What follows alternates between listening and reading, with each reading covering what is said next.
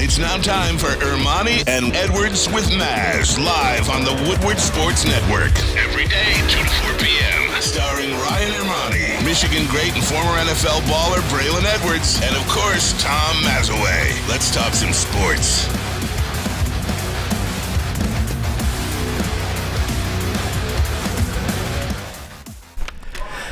You know what time it is. It is Monday, May 1st, 2023. Ermanni and Edwards with Maz. Woodward Sports Network, woodwardsports.com, fox2detroit.com if you're watching live.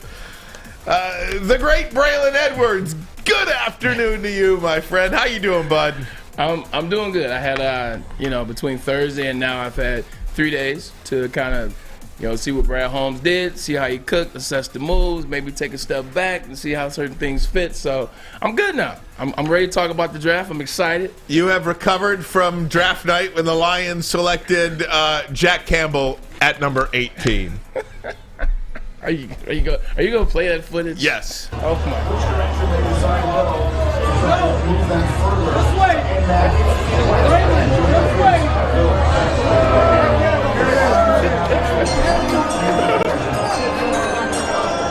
With the 18th pick in the 2023 NFL Draft, the Detroit Lions select Jack Campbell. Don't show Jack Campbell that footage. He's a Lion now. We can't show him that footage. It was cool when he was at Iowa, but now he's a Lion. You can't see that footage. No, but that's how I felt. I went on a whole rant about selecting Jack Campbell at 48. So imagine, to my chagrin, they take him at 18. But I've had a chance to sit down and kind of assess it. We'll get into it when you're ready. But how you doing? I'm doing great today. The Alonzo Mourning GIF or GIF or however you call it. When he's sitting on the bench. I think for Lions fans, when he's sitting on the bench, I think for a lot of Lions fans, Tom Mazawey, when they saw that Lions draft over the weekend, whether it was the running back and the inside linebacker, forget about the players specifically, but the positions in which they drafted in the first round, I think a lot of people were like, and then after you had a minute to think about it and see how these players kind of fit into the mold here, you were like, yeah, pretty effing good. They got three starters right off the get-go, and they filled a lot of holes on depth. I love Brian Branch. To me, won the draft for me. I love that. I love this kid, and I didn't know a hell of a lot about him before the draft. I know enough, but when I saw him stay in Kansas City and get that welcome on the stage like he was a first-round pick, like he probably should have been a first-round pick. I love the kid's balls, his character, and the way he was with the fans. We got pictures of him with the fans. Yep, with the crack man. He's right there. When Susie Colbert talked to him, I think it was Susie. He just seems like a humble kid that took his lumps. He could have left like Will Levis. Instead, he stayed, and it's a once-in-a-lifetime opportunity to Braylon to walk on that stage. It is a once-in-a-lifetime opportunity. You look at a guy in Brian Branch, like that guy can play. Like, he's a damn good football player. One thing I noticed about the draft, in terms of Brad Holmes, Dan Campbell, the players that they're going after players that want to be here. They're going after players that are humble. They're going after players that just want to play football, want to get on that field, players that can do multiple things at their positions or where they play secondary. You look at Brian Branch. Brian Branch plays in the slot, plays safety. He's the best tackling defensive back / safety in the draft. Doesn't miss tackles. In 4 years, I think he missed 4 tackles. Awesome. 178 plays, he had 4 missed tackles. So, they nailed it in terms of players that love to play football, much like a Chris Spillman played football for the Detroit Lions. And not only that, they're just this team has an identity. Yeah.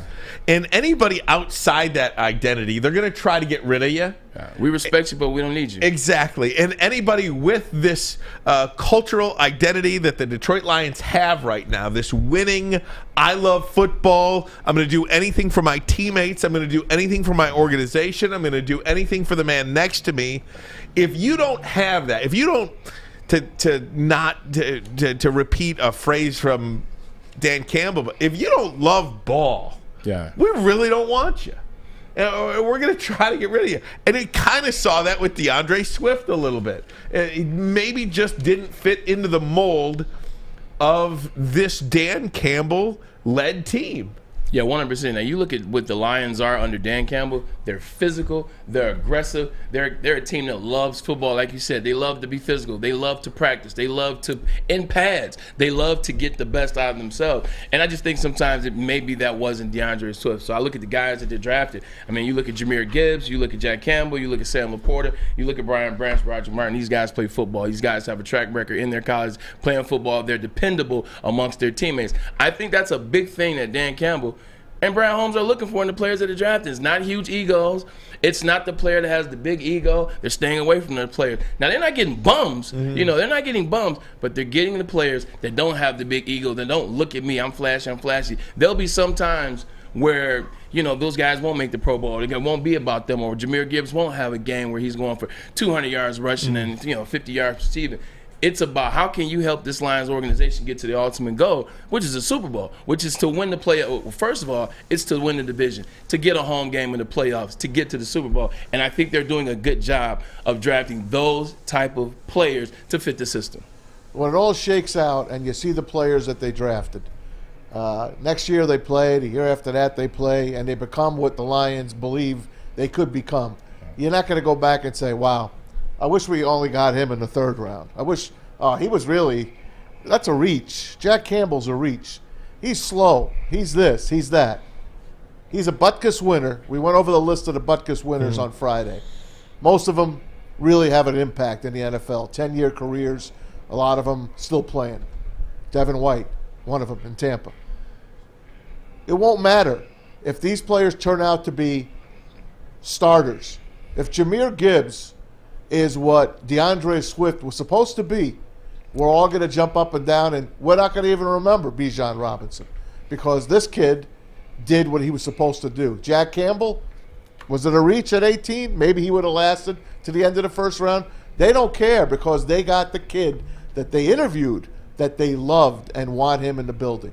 And that's the point, too, right? I mean, who cares and I tried to make this on Friday. Maybe I didn't do a good job, but who cares where you take the player as long as you get the player? You know, I mean, and I don't remember who was talking about this, but it was one of the local guys saying Brian Branch, right, projected late first rounder. Yeah. If you took Brian Branch in the first round and Jack Campbell in the third round, do you think you feel like that's a pretty damn good draft? Yeah. You know what I mean? Yeah. Damn good. Like you got Brian Branch at 18 and Jack Campbell in the third round. Yeah. You would feel great about that. Yeah. So if Jahmyr Gibbs turns out to be like what Kirk Herbstreit thinks that he is, and Herbstreit can't stop talking about this guy. I don't know if people who follow the NFL realize what Jahmyr Gibbs is going to be for Detroit. Think of Alvin Kamara, think of Christian McCaffrey. That's who he is. Holy crow. I mean, if he is a poor man's Alvin Kamara, if he is a poor man's Christian McCaffrey, the Lions got themselves one hell of a player. Well, the good thing is he's not a poor man's version of that. He's much better than a poor man's Alvin Kamara and much better than a poor man's Christian McCaffrey. What I would say first is, because obviously we'll break every player down. I'll tell you how I feel about him, where I think the draft pick and how they fit the team. But just the initial, I got to get this off my chest. I will never forgive Brad Holmes for not taking Jalen Carter at 6. I had to get that out. I will never forgive Brad Holmes for not taking Jalen Carter at 6. I clearly, the Eagles saw the same thing I saw, and they picked Jalen Carter. The one freaking team, well, I guess it's two teams, including the 49ers. The one freaking team in the NFC that we worry about the most, they picked the player that we needed the most. I got that off my chest. Can I pick that apart? And then Jack Campbell at 18. Wasn't excited about the pick. I'm still not excited about the pick, but I trust Brad Holmes, so I'm gonna wait to see. I'm gonna wait to see it out when the field starts. Explore this Carter thing for me for a little bit, because I think that's what a lot of Lions fans would have said. They will totally agree with you that Jalen Carter's career is going to be a focal point for Lions fans, I think, because he was, I mean, how many times did we talk about him being on the board? What would the Lions do if he was on the board at 6? This, that, and the other thing. Well, he was on the board at 6, and they did not take him. What if Jalen Carter has, and I am rooting for Jalen Carter. I'm not rooting for the demise of anybody. Right. I am not. But Jalen Carter, it's not about when you go, it's about where you go. It's not about when you go, it's where you go. And isn't Jalen Carter in a much better position to succeed with Philadelphia than maybe he would have been in Detroit? He's got all of those Georgia teammates around him now. He's got all of that support. I'm not saying he wouldn't have that kind of support in Detroit. Sure. Well, the ones he used to race. But right. I think there is some sort of aspect about that, too. Just because a guy succeeds, perhaps in Philadelphia, doesn't mean he would be as successful in Detroit. And that's a statement of, I'm guessing there, but could be a possibility. This isn't the Detroit Lions that were trashed 2-3 years ago. This isn't the Detroit Lions that have been awful. This is the Detroit Lions that Dan Campbell and Brad Holmes have done a good job, actually a really good job, almost great job of the free agency, putting the right players around, but players that can ball, drafting the right players. Jalen Carter is the best player in the draft. He would have had success here as well. You put him around. We have Brian Branch is another guy that you get. Although if you get Jalen Carter, you may not get that pick to be able to move up and get him. But Jalen Carter would have had success. You look at the foundation that Dan Campbell has laid. You look at Aiden Hutchinson right there. You look at Pascal, Isaiah Bucks. You look at the players that the Lions have. He would have fit into that system. They're football players. At the end of the day, you get that stuff. As soon as he gets to the Detroit Lions, well, now he's an Eagle, but as soon as he gets to the Detroit Lions, he comes in. Guys like, man, what's up with the racing stuff? You knock all that stuff out the park like right away. Like, so you be racing cars out here in Allen Park. You kill that. You become friends. You become boys. You wrap your arms around them, and you have success. Jalen Carter is not a player that you're reaching on. It's not like a Tyree Wilson where it's like, well, maybe Tyree Wilson would have had success here. Maybe he'd had more success when he's with the Raiders. Jalen Carter would have had success here without a question. But to your point, I mean, you put him there with his other buddies, Jordan Davis right there, N'Kobe Dean behind him, Nolan Smith behind him. He has nothing but success in front of him. I agree 17 guys on the Eagles. They got Keely Ringo, and right. Counting. Keely Ringo, DeAndre Swift. Yeah. You kidding me? Listen, and counting. We could have took Carter up to the M1 concourse in Pontiac and let him do all the racing he wanted. But I want to say this: all the racing jokes. Look, we've all put the pedal to the metal a little bit. 100%. Of course. But he's also won national championship back to back. He also was the best player on the field, both of those national championships. I'm going to back you up, Braylon. I'm going to say this. Brad Holmes says, we're not scared. We're not scared. The way we draft, we're not scared. Well, they did draft scared. They didn't take Jalen Carter. So they could say what they want, but they passed up on the number one player in the draft. According to who, though? I think Brad according Holmes, to everyone. I think Brad Holmes would tell you according to who. Well, not according to the Houston Texans, not according to the Indianapolis Colts, well, they not need according to the Arizona. Man. I understand that, but I'm saying it. That trumps it. If he was the number one player in the draft, he wouldn't have been passed up 8 times. I'm just saying that's not true. Well, then they all that's drafted. Not true because you're number one. Because the number one, like Maz is saying, the number one is about need. Yeah. The number one is specific to need. So, like Carolina Panthers, they damn sure could use outside a of the Jalen Carter. quarterback. But at the end of the day, So I think it's about a position of need. So if you got a position of need, then you got to take that position over Jalen Carter. But Jalen Carter was what he was. It was. I'm not even mad at it anymore.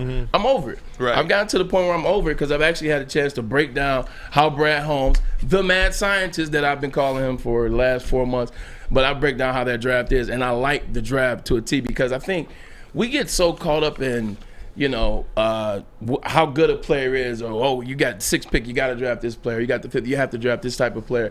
I think Brad Holmes has done a good job of this is our board, this is our system, and we're going to get players to fit into this system. Doesn't matter what you think about them. It's what we think about them. And you will hear Brad Holmes say that next. But first, a message from Custom Health Centers. Are you feeling tired, depressed, unmotivated, low sex drive, muscle loss, or belly fat? Testosterone optimization therapy is a safe and effective way to restore your vitality, confidence, and performance and reduce heart disease. Visit CustomHealthCenters.com today. That's CustomHealthCenters.com today.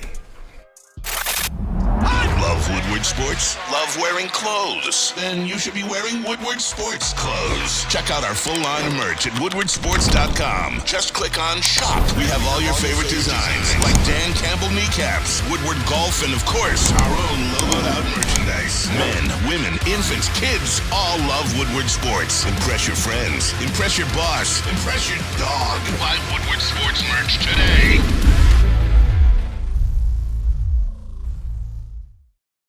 Big Boy Strawberry Fest has officially arrived, and we're here to show you the very best flavors of the season. Satisfy your sweet tooth with our deep-fried vanilla Oreos, strawberry hot fudge cake, and a slice of our classic strawberry pie.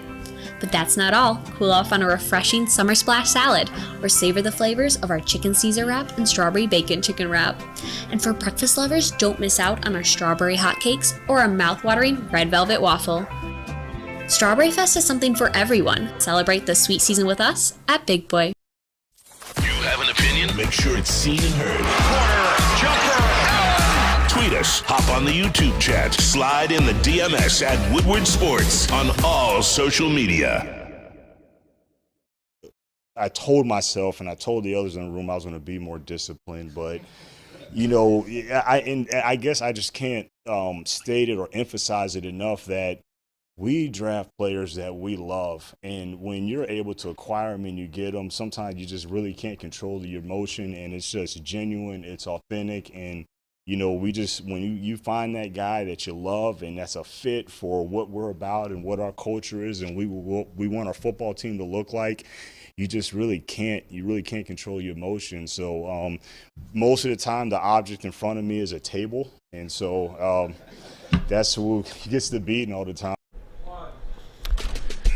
That says it all right there, and I think that's what's great about this organization right now is they are so confident in their process. Yeah. They don't care what you think. They don't care what you think about Jalen Carter. They don't think what you think about Bijan Robinson. They have their process. They're confident in their process, and they are getting players that they think can help them win a Super Bowl. Shout out to Brad Holmes for the drip. I seen him with the drip. And also, look at the relationship between Brad Holmes and Dan Campbell. Great? He's got Dan Campbell on the shirt. That's great by them. 100%. You got to draft guys that you want. And I think they, more than anybody, do it. They really go after the players that they feel. They go after the moves that they feel. Second time that they've gotten 12, a number one player or jersey number one out of Alabama this year, Jahmyr Gibbs. When you look at how it fits the system, Ryan, everybody's so critical of the Detroit Lions draft at first, me included. I was critical. I'm still critical of the Jack Campbell pick. I hope he pays out on the NFL. Once we talk about him, you'll see why. But other than that, they got the guys that fit the system. We talked about it. Analysts said 15 first-round grades in this draft. This wasn't a great draft as it relates to talent, top to bottom. So what did Brad Holmes do? He said, you know what? This is our board. This is how we're going to finagle our board. If Devin Witherspoon isn't there at 6, we're going to draft back. We're going to get Jahmyr Gibbs at 12, and then we're going to get some extra draft picks in the second round. You get Jahmyr Gibbs at 12. He would have been gone 14 or 15. We now know 15, that. 15, I think. 15? Yeah. Okay, 15 he would have been gone. Right. Which means he would have been gone. You're right. Yeah. Exactly. Why wait? Let's go get him at 12. Like, we don't like this draft anyway to a certain extent. We move back. We get Jahmyr Gibbs. Now you got a stud at running back.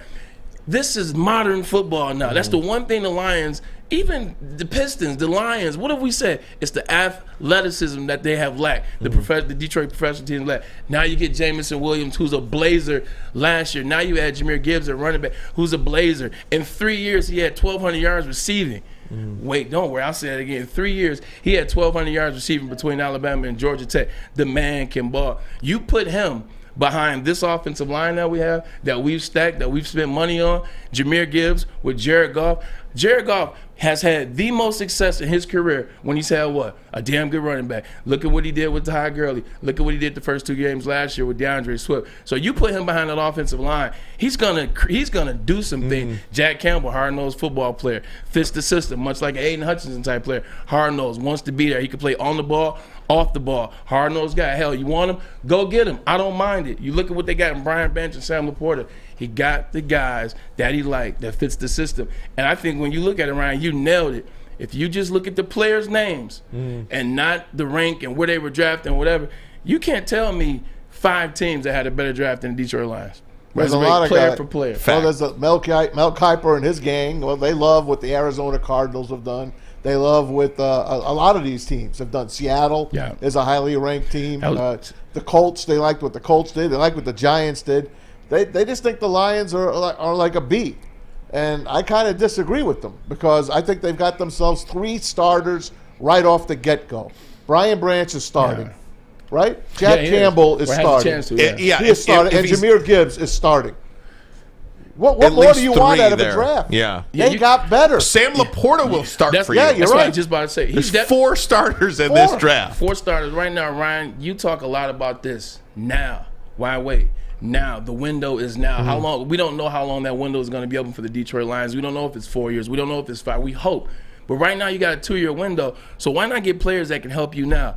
Sam Laporta can help you right now. Jack Campbell can help you right now. Brian Branch can help you right now. The problem is Mel Kiper, Todd McShay, all those guys, like, we didn't draft the players that they thought we were going to draft. We didn't make the moves that Brad Holmes didn't make the moves that they thought he should have made. So that's why they feel that type of way. This is going to be one of those situations. You know what? I got an analogy for this, Ryan.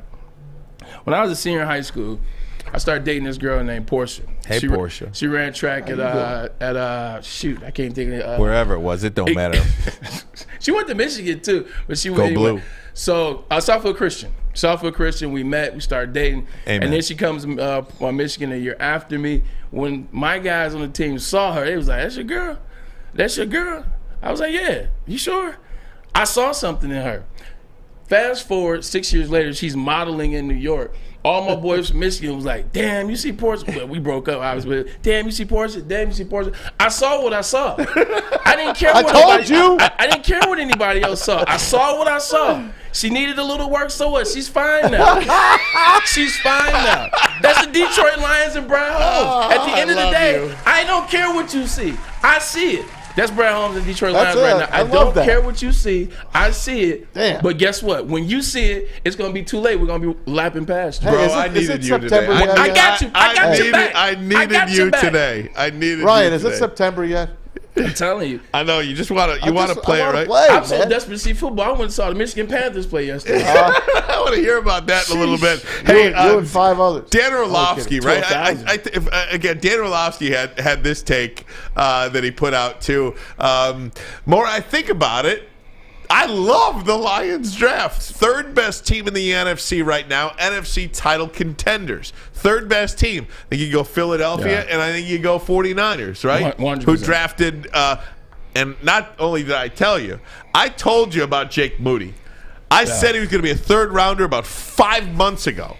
And he was taken 99th overall, but that's neither here nor there. Patriots took a kicker and a punter. Yeah. Back to back. Shocking Belichick Right. pulls a move like that. Bad as his team Well, is, they that's love what he's special doing. teams. I wanted to show you, too. I'm on Ross St. Special Brown. needs. He was at the draft, and he had some fun with some Bears fans. Take a look at this.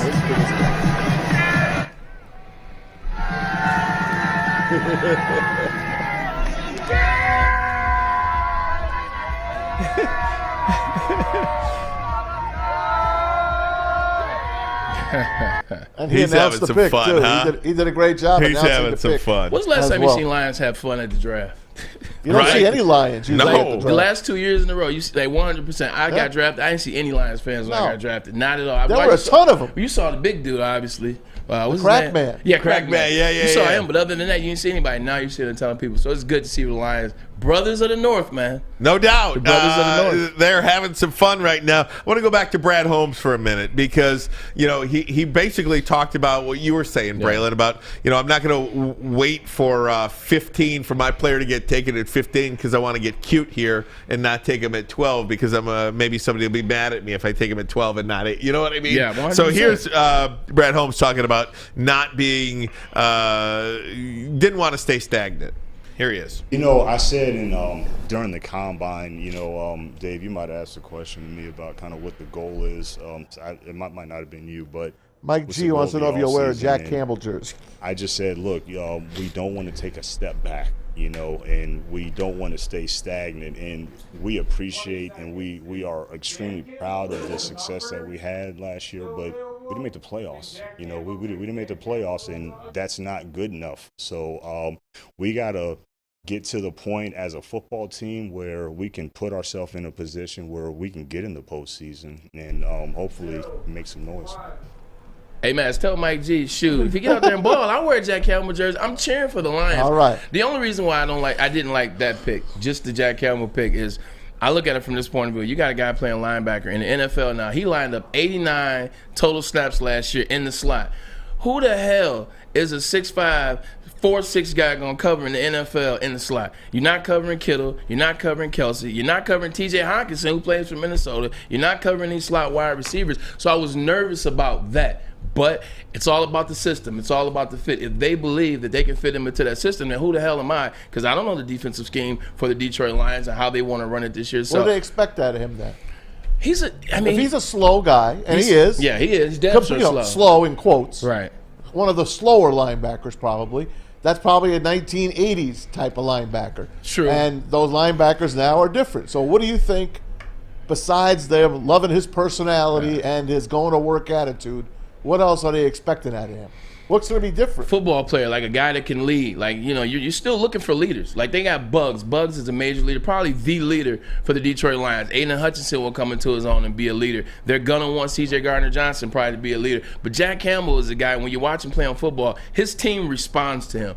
Iowa responded to him in his time there. They responded to him well. He makes plays in the backfield. He gets to the quarterback. He gets to the running back. So he makes plays. He's a playmaker. He's a hard-nosed football player. And he probably can grow on me, but I just wasn't enthused at 18, and I still won't be until I see it on the field. And there's nothing wrong with that. Does he replace Malcolm? Yes. Rodriguez? Yeah, Malcolm in the middle? Day one. Day one, and it's no offense to Malcolm Rodriguez. But Malcolm is making this team and staying on this team. Absolutely, and you need Malcolm Rodriguez. Got the guy that just kicked off the team, special teams demon. Yeah, that's a spot Malcolm Rodriguez can fill in. Let me just say this too about the Lions defense for a minute. Everybody's talking about the Lions defense. C.J. Gardner-Johnson. And I'm going to add Tracy Walker in there because he's back healthy. Cam Sutton, Emmanuel Mosley, Josh Paschal is going to be back healthy. Brian Branch, Jack Campbell. That's 7 freaking defenders that you will have this year that you did not have last year. And I think this team is really it's going to be a fun year, man. It's going to be Jacobs a fun year. It's going to be a damn fun year. Jerry Jacobs, man, as you pointed out, he's back as well. So these are new faces that are, old faces, but they're going to be new in terms of the nucleus of this team. I just look at it like this, too. I'm still talking about the draft. Jahmyr Gibbs, like, we want to talk about the how the aesthetics of the draft look. Like, if you don't throw any numbers out there, if you don't throw any where the guy got picked or where the guy should have gotten picked, and you just look at it, Jahmyr Gibbs is the best total running back in the draft in terms of catching out of the backfield, in terms of running between tackles, in terms of picking up the block. He's probably the best all around. He does it all. Bijan Robinson's not picking up blocks. So if you want to say he's the second best all around, okay, I'm fine with that. He's the second best running back in this draft. You also then get Jack Campbell. He's the second highest graded player in this draft on defense behind Will Anderson Jr. You look at Sam Laporta. He's the best ranked receiving tight end in this draft. You look at Brian Branch. We talked about the best tackler in the draft, the best top to bottom secondary player, if you will. Obviously, Devin Witherspoon, the best cornerback. But you just start listening to that. Second best this, best this, best that, best this. That sounds like some guys that can play some football. Hey, the word on the street is, obviously, they wanted Will Anderson, and they wanted Devon Witherspoon. Yeah. Once they were out, they're like, all right, we're trading back. Shocking. Seattle effed us again. They got us again. And I'm not sure. Hey, everything happens for a reason. I like it. You know what I mean? I'll tell you, if you who has a better career, Jahmyr Gibbs or Devon Witherspoon? Right. We'll see. We'll see. Cornerbacks usually last longer. Yeah, that's true. Very good point by you. Yeah. Guys, 2 Lions points I want to make coming up here over the next segment and a half, 2 segments, whatever. But 2 areas I want to address. The DeAndre Swift trade, not that they traded him, but the fact that they traded him to Philadelphia, what does that say to you? and obviously Brad Holmes and drafting Hendon Hooker. There it is. I was waiting for you to mention that name. Drafted Hendon Hooker. What that means for Hooker, what that means for Goff, what that means for this quarterback situation moving forward. We'll do all of those next. Let's attack the Swift first, and then we'll do Hooker, and we'll go from there. So we'll take a break, come right back. Sit tight. Let me tell you, though, about Fairway Packing Company. For over 60 years, Fairway has provided Michigan's finest restaurants, hotels, and casinos with prime beef, Wagyu beef, and dry-aged beef. Our other products include premium pork, veal, lamb, poultry, wild game, custom ground burgers, raised and grazed in the great US of A, hand-selected and hand-cut. Experience the Fairway difference. They'll ship them right to your door, or what I suggest, just go visit that steak shop in Grosse Pointe Woods for grab-and-go steaks. If you can't, order them today on fairwaypacking.com. Fairwaypacking.com. Sourced, aged, cut, packed to perfection. Introducing the Planet Fitness Guide to getting that post-workout glow. Step 1. What's your why? More epic energy? Better sleep? Blow off steam? Step 2. Join Planet Fitness for just $10 a month and get moving in our clean and spacious clubs. Step 3. Bask in that post-workout glow. Join Planet Fitness today for just $10 a month. Join today at any of the 50-plus Detroit area locations. We don't like to brag that we are the toughest sports network in Detroit, but we do have a guy named Darren McCarty on our side. Lemieux and McCarty, who've had a good knockdown drag up. There they go, right on the whistle. They were talking to one another. Woodward Sports. Say, and I think I told you guys around the time when we did the Hawkinson trade, is it's my job to keep laser focus on the present, but probably even more importantly, keep laser focus on the future. And that's what went into a lot of the decisions with, having to make the trade with DeAndre Swift to Philly. He was his last year of his contract, and if I go back to last year, I felt really good about us being able to bring back Jamal Williams. I felt confident as the season ended, and I felt good with our conversations with his camp, and it didn't happen. So you have to just be prepared for all those things. We don't draft scared. We don't kind of play scared. The thing with Jahmyr Gibbs is, that's the guy that we loved, so, but again, having to keep that laser focus for the future, all those things come a part of it, but also we want to do the right thing for the player. And so that's kind of how we do it. And so I think at the end of the day, him being able to go back to his hometown on a really, really good team that was just in the Super Bowl. So I think it was a win-win for all parties involved. And that was Brad Holmes over the weekend talking about the trade of DeAndre Swift. About 1,200 live viewers right now. If you are watching for the first time, we certainly appreciate it. Hopefully you like what you see. Speaking of like, if you are watching on YouTube, hit that like for us. See if we can't get to, we got 110 likes. Let's see if we can get to 300 likes by the end of this segment. We had over 500 likes. Let's break that. Let's see if we can break that record today. But certainly would love it if all 1,200 of you or as many of you as possible could hit the like button for us. Let's see if we can get to over 300 likes by the end of this segment. Want to invite you as well to woodwardsports.com for all the latest news, articles, updates, show clips, and merchandise. I'm rocking the quarter zip today. Needed that. Absolutely. It's light, too. Absolutely. Nice light material. Absolutely. And you could, if you can't watch live, we are available on YouTube and woodwardsports.com anytime you would like to watch us. Of course, you can do audio only podcast anywhere you listen to your podcast. So here we go. Brad Holmes sends DeAndre Swift to probably the chief competitor in the NFC, talking about doing Swift a solid, right? God. But they did him a solid. They did him a solid and maybe did themselves a disservice by sending him there. But this goes back to who Brad Holmes is. It goes back to why players like him. It goes back to how you build that type of rapport that has free agents and players come in. The fact that DeAndre Swift was unhappy here, we all saw it. The fact that he wanted to go somewhere, the fact that he wanted to be moved. you as a GM, you can send players pretty much anywhere.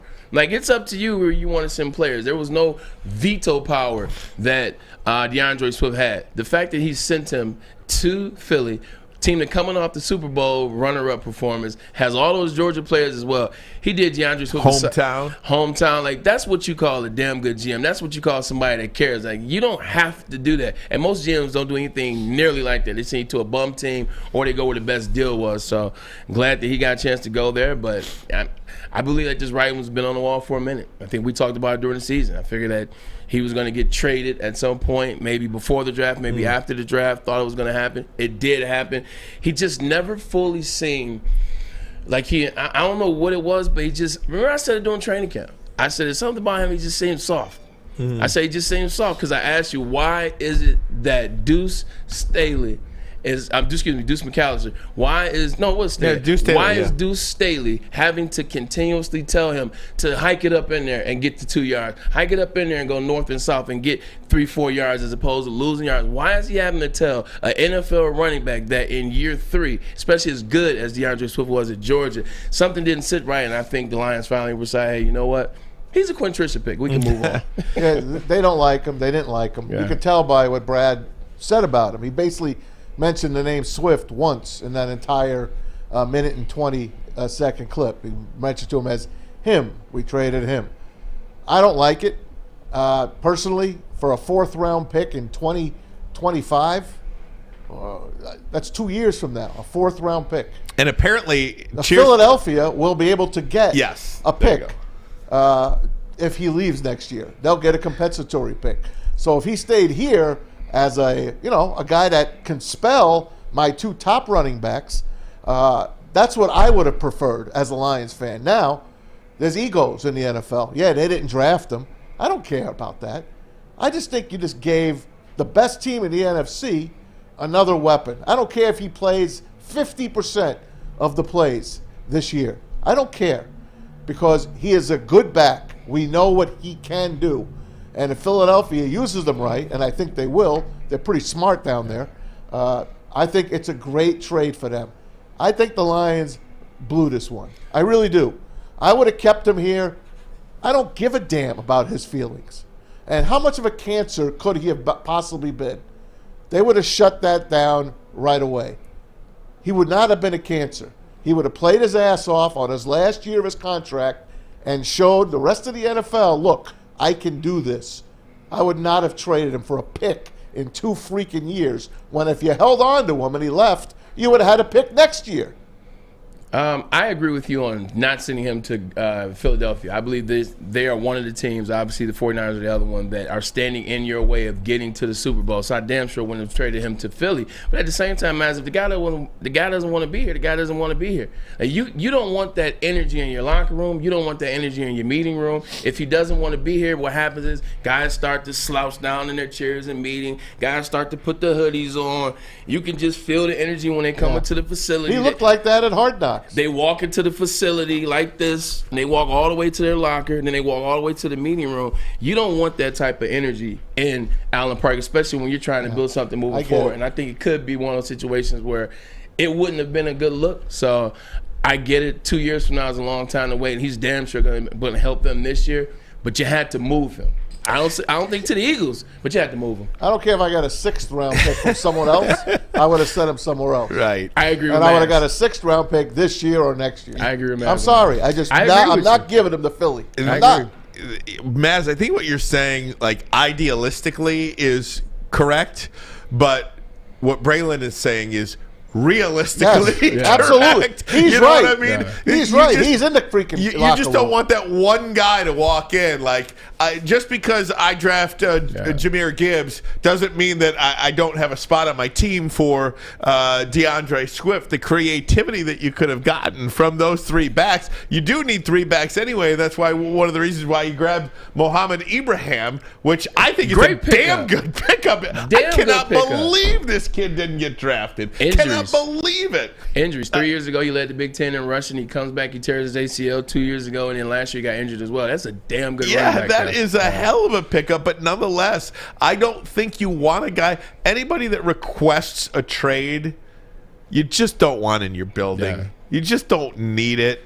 And yes, he's a hell of a talent, but maybe even Brad Holmes, and maybe I could be, overstepping here or going overboard, but maybe Brad Holmes is like, look, by the time we get to the end of the season, play the Eagles anyway, he ain't going to be healthy anyway. You know what I mean? Maybe that's what he's talking about. Well, I mean, at the end of the day, the record stands for itself. He's usually not available towards the end of the season. But, I mean, if you're DeAndre Swift, that's a realistic response. I mean, well, obviously you haven't been healthy, but you pick up David Montgomery in the offseason, then you draft Jahmyr Gibbs, you pick up Muhammad Ibrahim. It's like, all right, I see what's going on. I see what it is. Get me the hell out of here. Oh, man, just he say he's not going to be healthy. I mean, that could be, right? I mean, it could be a thought. He's in a great system now. You talk about that offensive line. You talk about you got Boston and Gainwell. Like, my God, like that's kind of how I felt when I left Cleveland and went to the Jets. You just feel like a rebirth. Hell yeah! Like whatever is hurting no longer hurts. Yeah. Like when I got traded, it was funny. I actually had a system where I had torn ligaments in my ankle in the minicamp. So going into the season, I already had torn ligaments in my ankle. My ankle was hurting. Like the first 4 weeks, I'm like grinding through it. I got to New York, my ankle was fine. my ankle was great. But that's been the knock on Swift too, right? I mean, and you go back to what Deuce Staley was kind of barking about. There's injured and there's hurt. You gotta play through some of these moments where you're just hurt, where maybe you're not 100%. Nobody in the NFL is 100% week 1 after going through training camp, let alone week 8 or week 15. And you know what that does? You're talking about the locker room. I'm talking about, guys seeing that. Guys that starts to come up. And now what happens when you see a guy that making play, a guy that may be too soft, a guy that, come on, really, your third toe, shut up and get out there. Guys start talking. Then you start seeing guys isolate a player because now they're like, he doesn't want to be down. He's not down for what we're down for. And then think about what happened last year when DeAndre Swift was hurt mostly.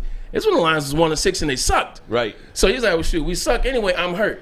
A lot of guys don't forget stuff like that when they go 8-2. When they go on their run, they're like, nah. Now he wants to be on the team.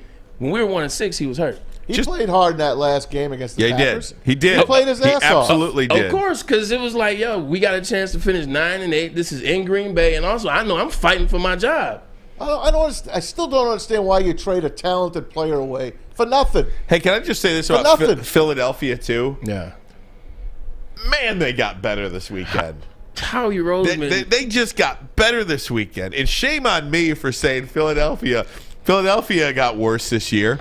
They lost like 4 starters. They just reloaded. But even the starters they lost already had guys that they drafted last year. That's right. Like they were reloading with Jordan Nakobe Davis. Dean. They were reloading with Nakobe Dean. Now they go, and everybody's like, why does this guy keep picking up all these Georgia players?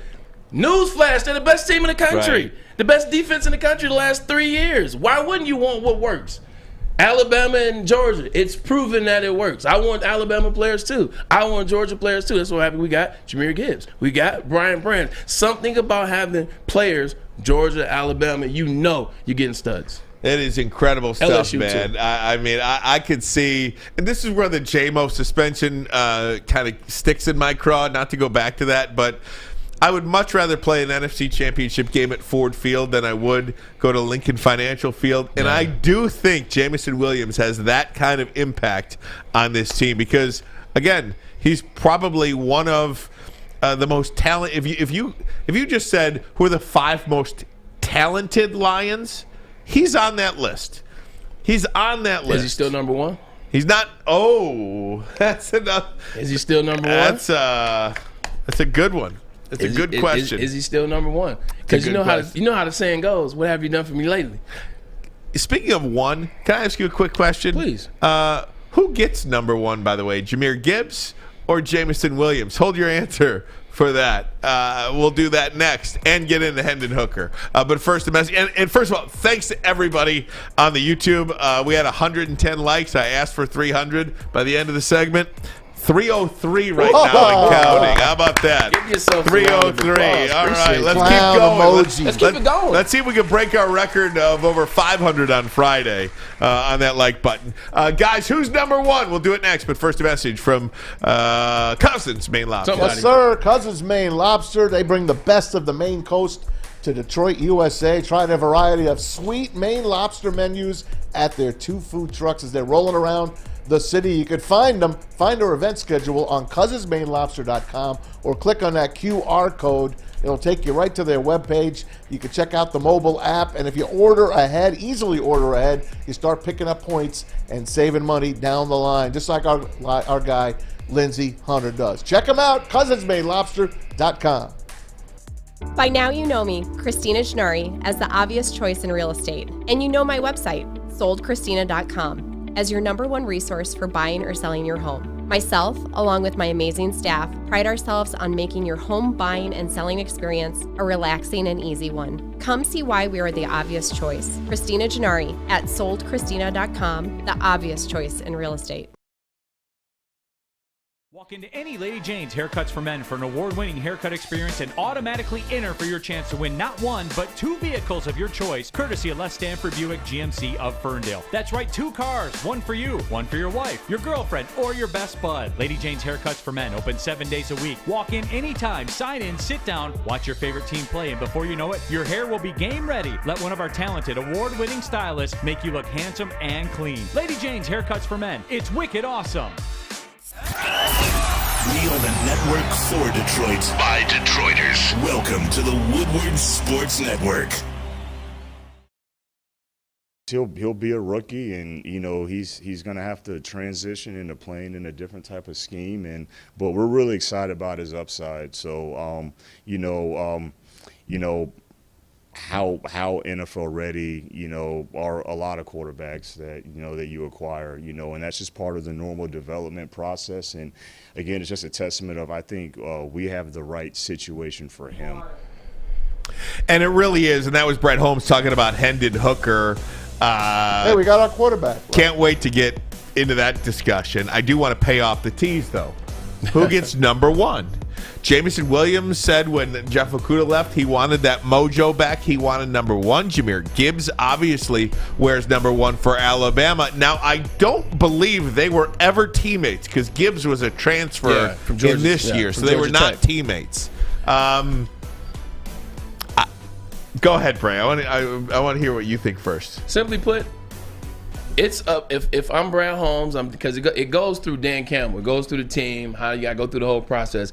If I'm Dan Campbell, and I know Jameson Williams won't work, he just got suspended for betting on. He just got suspended for doing something that he's not supposed to be doing. He lost it. Like if Jahmyr Gibbs, I'm Dan Campbell. If Jahmyr Gibbs comes in and says, "I want one," you got one. Because Bozo over here messed up. So you get first choice. Now you're going to see Jahmyr Gibbs. Now this is where Jahmyr Gibbs can hit up J-Mo like, yo, dog, if you really want the one, I won't press it. So this goes down, I think, to Jahmyr Gibbs and Jameson. But if it's up to me from a head coach standpoint, I'm giving the option to Jahmyr Gibbs on what he wants to do with it because Jameson, he's on timeout right now. Right. Hey, J-Mo asked for that number one before the words were out of the Lions' mouth that they were moving. What's his name? Jeff Okudah. Okudah. Before. But then what happened a week and a half I know, later? but I can just tell. At least I think he'd pout if he didn't get the number one. I don't want this kid pouting. I don't. We put a lot into him. We're waiting for him. Just give him the number one and move on. Shout out to Philippines On Demand in the chat right now, driving all those likes. Can't thank you enough, Philippines. What is it, 3 in the morning over there? Yeah, Thanks for that. I will say this about the number situation. Initially, I'm thinking to myself, give it to Jahmyr Gibbs as a penalty to Jameson Williams for getting himself suspended.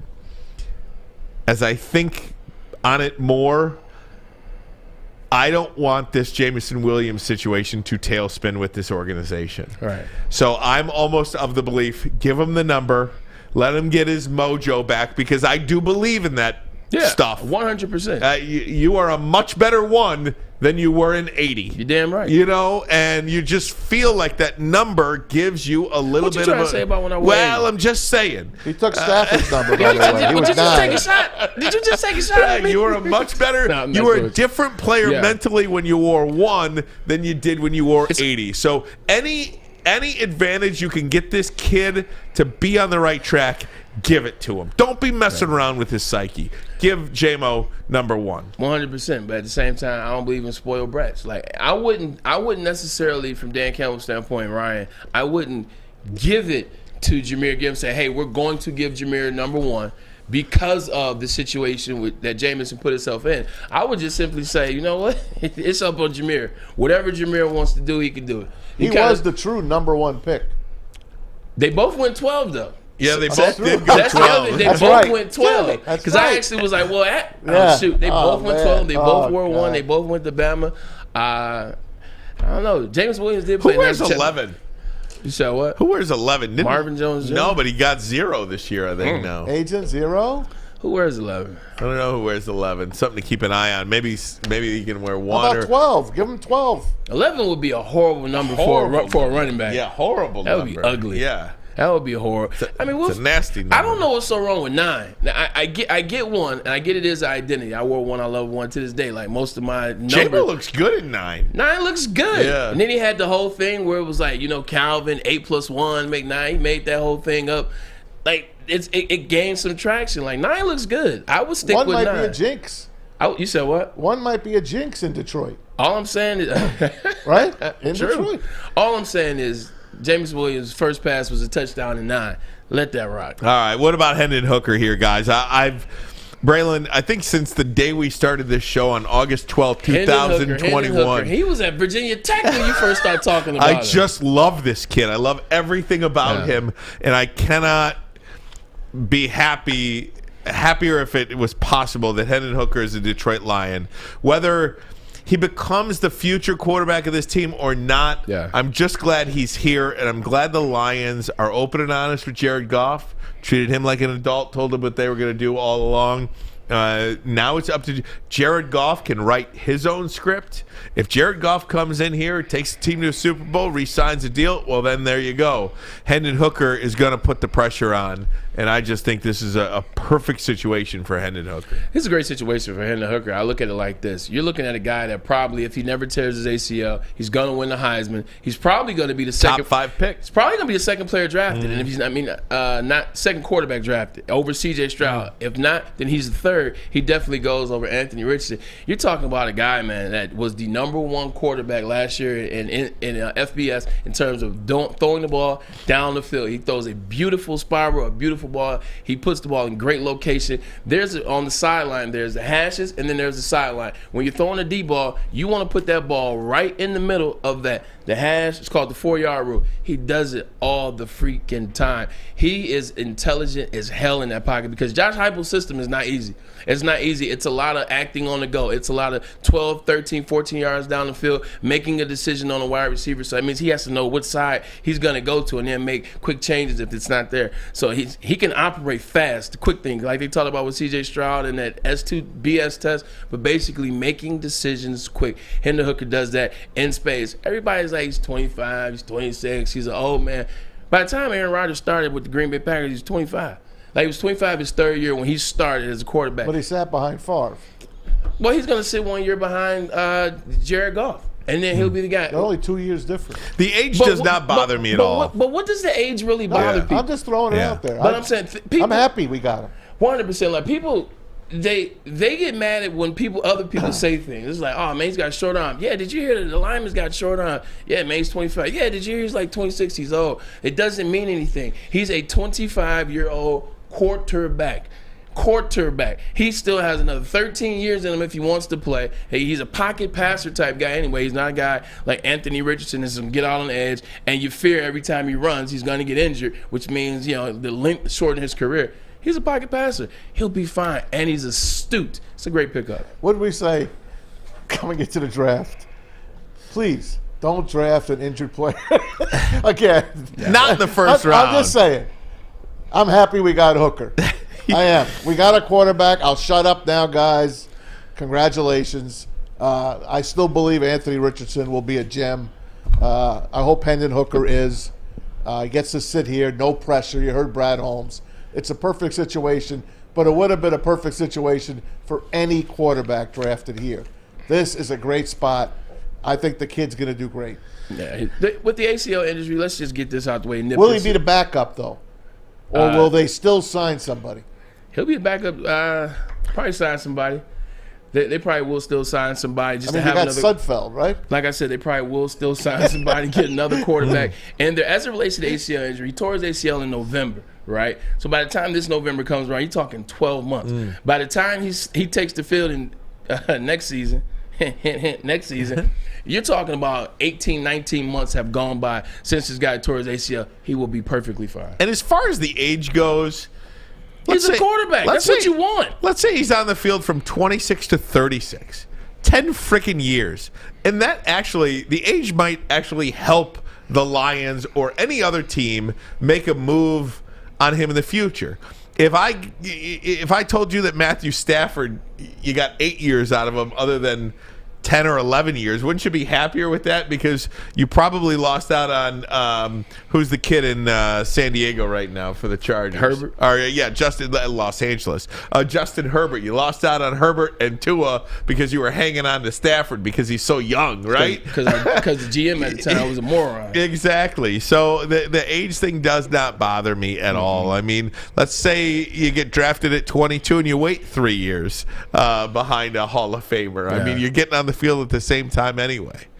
I think his maturation level is there. It was there at Virginia Tech. You're looking at a guy that got better every year. From Virginia Tech to his 2 years at Tennessee, he got better. He does not throw a lot of interceptions. He doesn't make a ton of mistakes. So you got a guy back there that looks like he can be pretty trustworthy once he learns the system, once he gets the trust of Ben Johnson as well as Mark Brunell, excuse me. And I do think there is benefit to coming in and just sitting.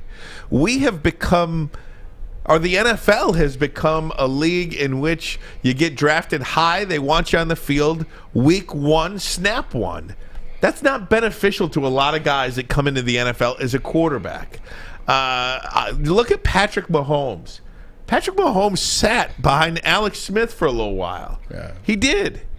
Russell Wilson sat for a little while. No, he did. Did he come in? He started.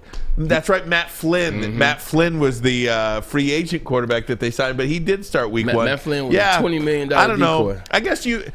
It's a system. You can make any argument you want. If you think he should be on the field week one, there's a guy out there for you. If you think he should sit for a minute, there's a guy out there for you. Yeah, with quarterbacks starting in the NFL, season one, Maz, getting it out right out the gate, season one, getting that going, it's just about the system. Look at what David Carr went through when he got drafted. Worst offensive line probably in NFL history. He was sacked the most in NFL history, really messed up his career. When you don't have a team around you where you got offensive line, so you're protected, you got a good running game, so it's not really always on you, you don't have wide receivers, you're going to struggle. Now, you're going to struggle. Patrick Mahomes could have came into that system with the Chiefs and had success rookie year. He would have been fine, but the way in which they did it, they kept Alex in there and they let him learn the system. It's cool to have quarterbacks sit if there's a good system for them to learn. Excuse me. And Hendon Hooker learning behind Jared Goff, a proven quarterback, a guy that coaches trust. That's much better than sitting behind a guy that's not good. Peyton Manning went right out and started for the Colts. There are a few of those. 26 touchdowns, 28 interceptions. Yep. But you saw something in the guy. It's Peyton Manning. Right away, yeah. So they're out there. Those kind of special guys are out there. So you really believe the Lions go into this season with Goff at number one? Who's number two? They got to pick one up. Like, the draft is over. I think there's still some guys out there. You see what happens. You see what happened during training camp. When training camp, guys get released, guys get to pick up, et cetera, et cetera. So Bridgewater's still out there. But he costs money. For $8 million, he's going to stay out there. Yeah. Like, he'll stay out there. Like, Teddy Bridgewater, to me, he'll be a good pick because he's not coming here to try to start. He's not coming here to try to take anybody's job. He's coming here with professional cachet. Hey, if you guys need me, something happens, boom, I can come in, I'll fill in. You saw what he did with the Saints. I think he went 5-0. You saw what he did in Denver. They started the season off 4-0 or 5-0. So he has success. but not at $8 million.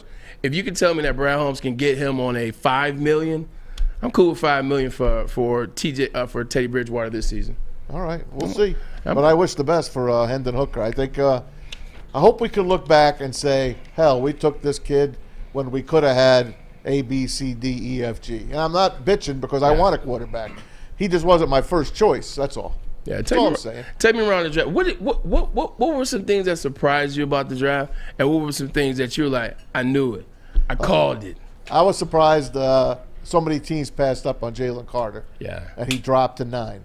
That was my first thing. But you know what? Once that first influx of teams went quarterback, you kind of saw the writing on the walls. The longer the clock kept ticking, you knew there was going to be trades coming up. Yeah. You know what? Arizona had 2 trades in that round. Yep. Arizona has 11 picks next year. And they have a bunch, like another 7 or 8 the following year. They are really stocking up with draft picks. They heard us talking stuff about him. Huh? They heard us talking some stuff about They did. Turk crap. And you know damn well they probably wanted to take a quarterback with one of those picks, but they couldn't. Because, they got Kyler Murray, and he's kind of just stuck right now. Speaking of sensitivity. Yeah, he's kind of stuck in neutral with that team. And then I kind of laughed a little when the Patriots took a punter and a kicker in back-to-back picks. Good old Bill Belichick. But he is a special teams whiz. I will give him that. Special needs. So we'll see how it goes. And I was a little pissed that Jake Moody went so early to the Niners. I told you third rounder. He's going to replace the great Robbie Gold one of these days. 100%. Robbie Gold, Penn State kicker, actually good friends with Robbie He's Gold. He's going to go in the Hall of Fame, Gold. Nah, kickers don't make the Hall of Fame unless they do something special. It was what, 2 kickers in the Hall of Fame? Oh, It's like 2. Hey, Morton Anderson. Since you want to play the I told you so game, I told you about that bum-ass Will Levis one going in the first round. Oh, damn. I told you that. Yeah, no kidding. He wasn't. Told you Will Levis was a scrub. I hope he has a good career. I do too. I just don't know. Just not a good player. I saw what my eyes saw. I know that I said it too, and I said it during the season. No offense, I don't root for anybody to fail at all. It's not about failure. It's just but you cannot help but watch those games and say this is not a good quarterback. I'm not going to invest Right. a first-round pick or a top 10 pick in Will Levis. You do realize before he went to Kentucky, he couldn't beat off freaking Sean Clifford at Penn State. Hey, guys, we are going to take a break. When we come back, top of the hour, Eric Woodyard is going to join us, Lions reporter for ESPN. He's going to join us next, talk about the Lions draft and what he liked, what he didn't like, if there was anything, and lots of Lions talk on Monday. But first, a message from the Folding Warehouse. All right, guys, the Folding Warehouse located in Hamtramck, Michigan. Get on down there, watch that soccer team of yours, and start the march from the Folding Warehouse. Of course, make sure Chris Hutt knows that Woodward Sports sent you down there. Two ways to play it. $12 unlimited open play or a private lane reservation. 2 hours for $120, but you're getting about 10 or 12 people on a lane. Any drink you want. They got multiple full bars. And, of course, the $2 mystery beer machine. Over 100 beers on that menu as well. Bring your own food in or have it delivered. Get your fold on at foldingwarehouse.com. Can't get enough Woodward Sports content? Head over to woodwardsports.com right now for up-to-date sports articles and great entertainment news. We have the best writers, bloggers, and coverage all at your fingertips. Head to woodwardsports.com right now to experience all Woodward Sports has to offer. It's a great day to get some Centron in your life. Okay. There it is. Centron, here we go. Gotta grab the cranberry. Oh wait, it's 2 for $4. Gotta double up with the classic as well. Centron World, baby. Centron, available at select Krogers, and if you wanna know how, go to @CentronWorld.com. You get dope like me. You know what? Why wait?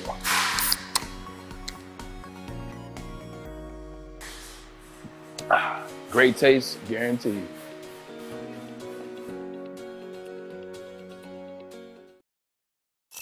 The only sports network in Detroit that starts with a W. You know, because we win. Woodward Sports, Detroit's winning sports network. 6 rings and 6 champions. Hour number 2 of the program here on Woodward Sports Network, woodwardsports.com, fox2detroit.com if you're watching live. If you are not watching live, feel free to download our podcast, leave a 5-star review, available anywhere and everywhere you listen to podcasts. All right, want to go to the VMix line now and bring in ESPN Lions beat reporter Eric Woodyard. You can get him on Twitter at @E_Woodyard. Eric, how you doing, my friend? Thanks for the time, buddy. Hey, Eric. Man, what's up? What's up? How y'all doing? What's the word? Good, What's the man. word? Doing great. What's going on with you? Man, I'm hanging out. I'm chilling. It was a long weekend, so. That's what I was gonna say. Now what happens? Give us an example of like the Sunday night of a Lions beat reporter who has worked all that draft. Do you just crash or what do you do? Man, I got home. I watched that new Tupac series on Hulu. Okay. How is it? How is it, by the way? Basketball games. I hung out with him and Flynn a little bit and just chilled, man. I had to get my mind off everything a little bit. That's fantastic stuff, Eric. Again, thanks for the time here. What do you make of what Brad Holmes said to the media this weekend? Just about, we don't draft scared, we don't trade scared. We're going to pick players that we absolutely love. Can you comment on just the mindset of Brad Holmes throughout this whole draft? I respect his mindset because he has been 100% secure in what he's done. Now, we saw the reaction. You know, a lot of the experts were scratching their heads with some of those decisions. But, I mean, for him to have the balls and say, hey, this is the guys that we need for our team, I mean, you got to respect that. I mean, he didn't backpedal. I mean, he came out and said that was who they wanted to get. So, from that regard, you know, I got to respect that because a lot of the, you know, GMs from the past haven't been that bold to come out and say that and just stand on it. So, I'm big on if you're gonna do something, you stand on what you want to do, and I respect that just from that stance of doing that. Now, I mean the actual decision part, that's a different, you know, with who they decide to bring in, that's a different thing. But I mean, I do respect, you know, the boss to come out and say, hey, this is what we doing, and hey, this is what we see for our team. I respect that. I agree with you 100%. At the end of the day, you ain't gotta like it. This is what we like. This is what we going. I appreciate that. Looking at this draft, give me the player that you most were excited about the Lions taking, and then give me the one that most made you scratch your head. I'm gonna say Gibbs for both of them because it's like he has this, I know that's a little cop-out answer, but I mean, like it is, but I like it.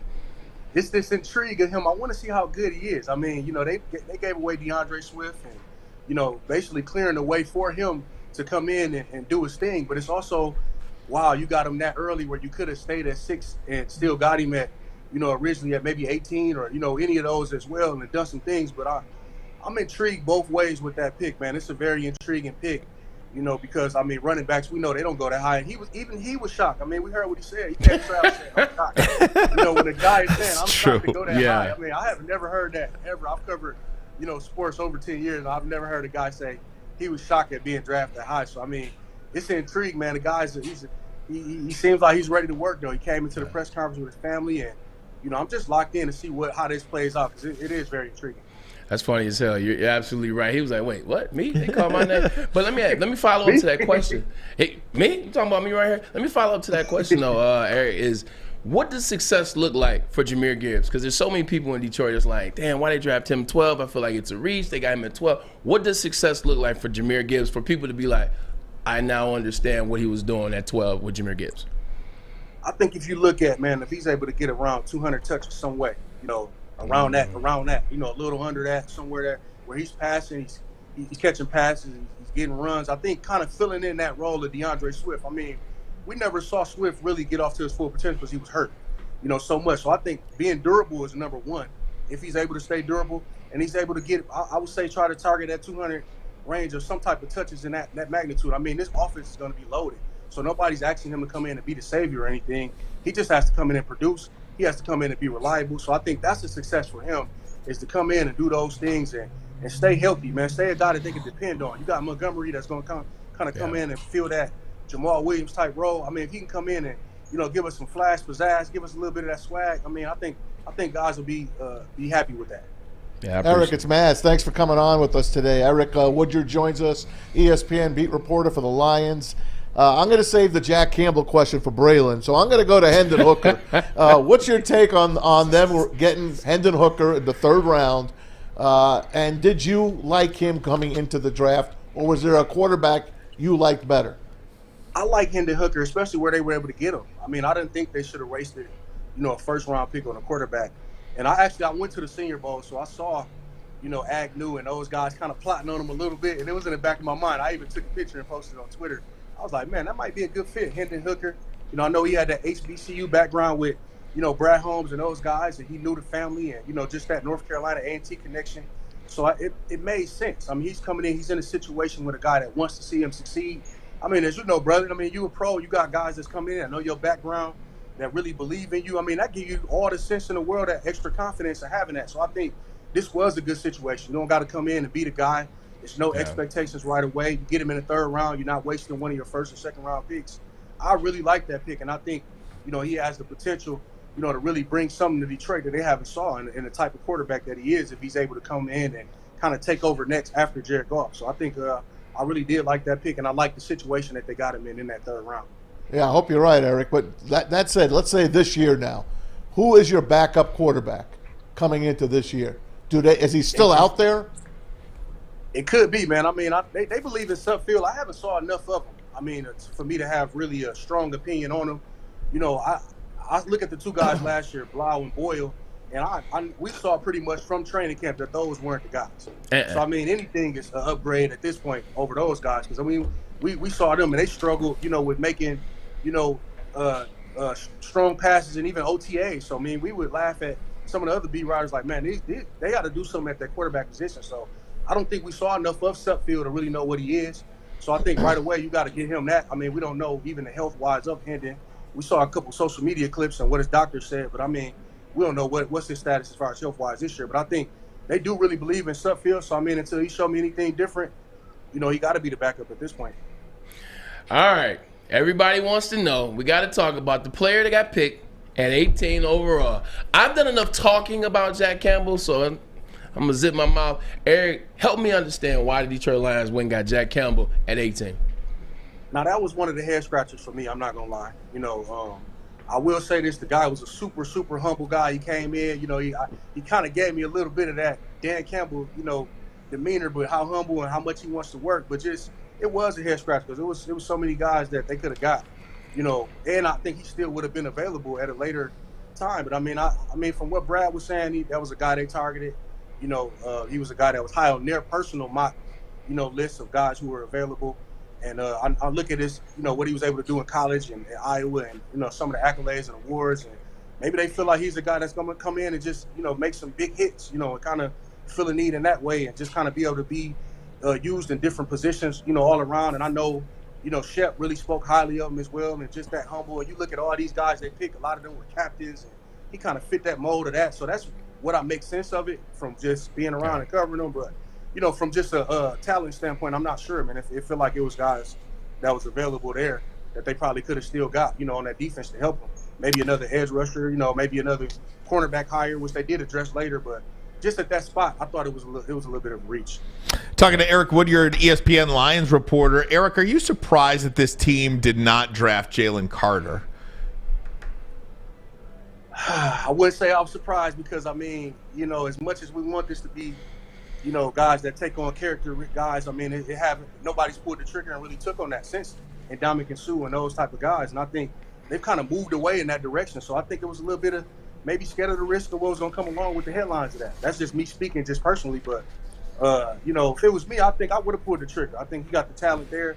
I would have just took that risk, man. I would have just said, hey, let's go. And I think we got the guys within our personnel, within our coaching staff, former coaches. I think they could have, molded him if it was any character issues there. But, I mean, I think that's who they should got personally. But I'm not surprised that they didn't take him just because I haven't saw them really pulling any, major moves like that recently to take on guys like that. So, yeah, I wasn't really shocked from that standpoint. And then to add to that, what do we expect from this defense this year? In the last 10 games last year, Eric, this defense, as it grew and got healthy, they allowed 20.2 points per game in the last 10, and they won 8 of those games. And then this year you add C.J. Gardner-Johnson, Tracy Walker's healthy, you add Cam Sutton and Emmanuel Mosley, Josh Paschal comes back healthy, Brian Branch, Jack Campbell. I mean, this looks like a completely different defense from the one a year ago. Yeah, definitely. It looks totally different. I think if you could even get just a little bit above middle of the pack for the whole season, I mean, that's got to be a success. You're looking at a defense that's been ranked at the bottom for the last 2 years, bottom tier. So I think if you could just get some consistency throughout a whole year, you can't start 1-6. You can't, start that first year. My first year on the beat, what we was 1-10-1 or whatever it was before they won a game. I think if they could just keep some level of consistency, I mean, that's what you got to have throughout the whole season. So if the defense looks remotely better, I got a chance to talk to Aiden Hutchinson last week, and I will tell you this. The dude is fired up, man. He said he's already training 5 or 6 days out of the week, changed his diet. And I think it's going to start with guys like him changing that culture, coming in, feeling like he's not just a rookie. I can take over a leadership role a little bit. You got some dogs there. I don't think you're going to see, them come out and be as bad as they were to start the season. I think if they could just stay consistent throughout a whole year of being, you're not asking them to be the best defense team in the league, but just stay consistent, throughout a whole year, not be, bottom tier. I think that's got to be a success. Hey, Eric, last one from me. What's your take on the Swift trade? Would the Lions have been better off holding him, or do you like the deal that they gave him to a Super Bowl team? Man, I mean, you look at the last couple of years, and they've done everything in their power to keep this guy healthy. They lightened his reps. They did everything, man. I mean, his body just wouldn't hold up for whatever reason. So I think, they had to do what they had to do. They had to move on. They saw the guy who they really liked, and they got something in return for it. So I think it was, in fact, a win-win for both sides. Okay. I didn't know what high of a pick they would get from him. I mean, they got, what they were able to get. So I think I really do think it was a win-win for both sides with the direction that they're looking to move forward. All right, Woodward, you're on the clock right now. Detroit Lions 2023. What's the record and how far do they go if you got to make it in the playoffs? Man, I got 10 wins. Okay. I got 10 wins this year. I think they will make. I don't think they're gonna get out that first round, but I think they will get in the playoffs. You know what I mean? I think 10 so wins wild card. You got them as a wild card. Okay. Yeah, for sure. I think so. That's fair. 11 wins max. Yeah, I think that. Okay. What wild card? I almost fell out of my chair. Wild card, division champs, baby. Come on, home playoff game. I want it to be that too, man. Come on, now I want it to be that, but I mean, I gotta keep it real, man. I think they got a chance to win a division. Don't get me wrong, but I mean, you got to show me, man. This He's like, you got to show. You heard what he said. He said, Ryan, my whole life. So. He said when I first started the beat, they was what 110 and 1 or something. Yeah, come on, man. Let's keep it real. I ain't gonna put it too high. I've been born and raised. I watched a lot of these Lions teams over here. 10 wins in the wild card is better than the Detroit Lions have done in a very long time. Hey, Eric, thanks so much, my friend. Can't thank you enough for the time. Continued success. All the best. Hope to talk to you again down the road here. Definitely. Got to talk to him again. Appreciate All right, you got it. Eric Woodyard. Give him a follow on Twitter at @E_Woodyard. Lions Beat for ESPN.com. Found another good one. Absolutely. Going to take a break. Come right back. But first, a message from Alta. Oh, yeah. Alta Equipment. Alta's got everything you need to get the job done. That's because uptime matters. It matters. At Alta. If you have a big project coming up, give Alta Rental a call today at 844-GO-TO-ALTA. 844-GO, the number 2, Alta. Saturdays at 1 p.m. Make sure you're watching WoodwardSports.com for our new show, Chompin' Puck. He shoots! He scores! With 4-time Stanley Cup champion Darren McCarty and Michael Gentry, Chompin' Puck is taking the Detroit hockey community and giving them a voice. Pros to Joes. You'll get the best Detroit hockey coverage around. Chompin' Puck. Saturdays 1 p.m. on WoodwardSports.com. At work and at home, we're there with smarter security solutions. Featuring complete automation with customized alerts and more. For over 90 years, we've been the company that's been counted on to protect what matters most, all with personalized service and care. Right now, for a limited time, receive a free video device plus free installation with a new home system. Guardian Alarm. We protect Michigan. Get a shot up. This is for the win. All of Detroit's sports teams live on Woodward. All of Detroit's sports coverage lives on Woodward Sports. Driving the best in Detroit sports coverage. It's a great time to join. Matt Let's go. Slaps. It's a great time. Planet Fitness is the home of the judgment-free zone where you can work out in a non-intimidating, judgment-free atmosphere. It's a gym that has always been known for being clean, and it's now cleaner than ever, has tons of equipment. A full body workout in just 30 minutes in the 30-minute circuit room, and really all the memberships include fitness training. You get all of this for just $10 a month. Only $10? Only $10. Oh my gosh. And let me tell you this, if you go and sign up between May 1st and May 10th, you can join for $1 down and $10 a month. How about that? That's awesome. Wow. Yes, so go join today in club or online at planetfitness.com, where your fitness is essential. Essential. Hey guys, we just had Eric Woodyard on, and he was great, by the way. Maz, good job securing that interview. I just thanked him, and he's like, "Hey, I want to come back on." He was fantastic. Let me say, and by the way, shout out to Matt Broder over here in the sound, the slab with the reeds going. Oh man, the southpaw over here. He's got Not only the music, the audio, great job. He's got the clean ladies' cut going on. No doubt. I got to meet Eric down in Allen Park this weekend on Thursday night. I was down there covering as the Lions beat writer here at Woodward Sports. Absolutely. Really good guy. Absolutely. Matt's been doing some great work for us. Can't thank you enough, Matt. Check out Matt's stuff, woodwardsports.com, along with other news, articles, merchandise, all that great stuff. Former baseball star. At Michigan. Go Blue, baby. Yep. Go Blue, baby. Hey, You see the colors. I did. Hey, I do want to ask one thing, though. Wild card. And we're going to get into the schedule. The schedule is going to come out on May 10 11th, days. apparently. 10 days. Thursday night scheduling. Eric said he expects wild card. I don't want to put words in his mouth, but he said he sees this team as a wild card team, playoff appearance, which would be great, right? Wouldn't you see that? And we said this when the over-under came out with 9.5. Right. Wouldn't you see that as a little bit of a disappointment or a lot of bit of disappointment? Just looking at the division alone, who's winning this division? Minnesota? Yeah. They're the favorite, Brian. They're the favorite. Actually, Detroit's the favorite. I understand that. Yeah. But you're asking who's going to win the division. I think they are going to be the toughest to beat of the four. One, you know how I feel. You know, Maz and I feel. I think obviously Kirk Cousins gets exactly what he deserves. But when it comes to regular season, when it comes to in division, he's tough to beat. You saw last year 13-4. Yes, they were 11-0 and one-score games, and they're not going to do that again. But they're 13-14 because they had damn good players on their team, and they had a lot of guys banged up in that secondary last year. So if you're looking at a situation where the Vikings get 12 wins and win the division, and the Lions get 11, and they finish wild card, like. I understand where everybody in Detroit is with the Lions, and they think this is the year, and it's going to be the year, and you want it. But the Lions get 11 wins, and they get to the playoffs. Like, getting to the playoffs is the main thing for the Detroit Lions. Yes, you want a home game, but getting to the playoffs is the main thing for the Detroit Lions. So I think if they win 11 games to get into the dance, I mean, you got to be happy that they got into the dance. I don't think they're going to wild card. I know they're going to win the division, but at the end of the day, until it happens, you can't just be like, oh, well, yeah, how could you? It's because they haven't done it. Fletch, can I get a poll? When the last time Lions won a division? I think 93? Yeah, 30 years ago. 91?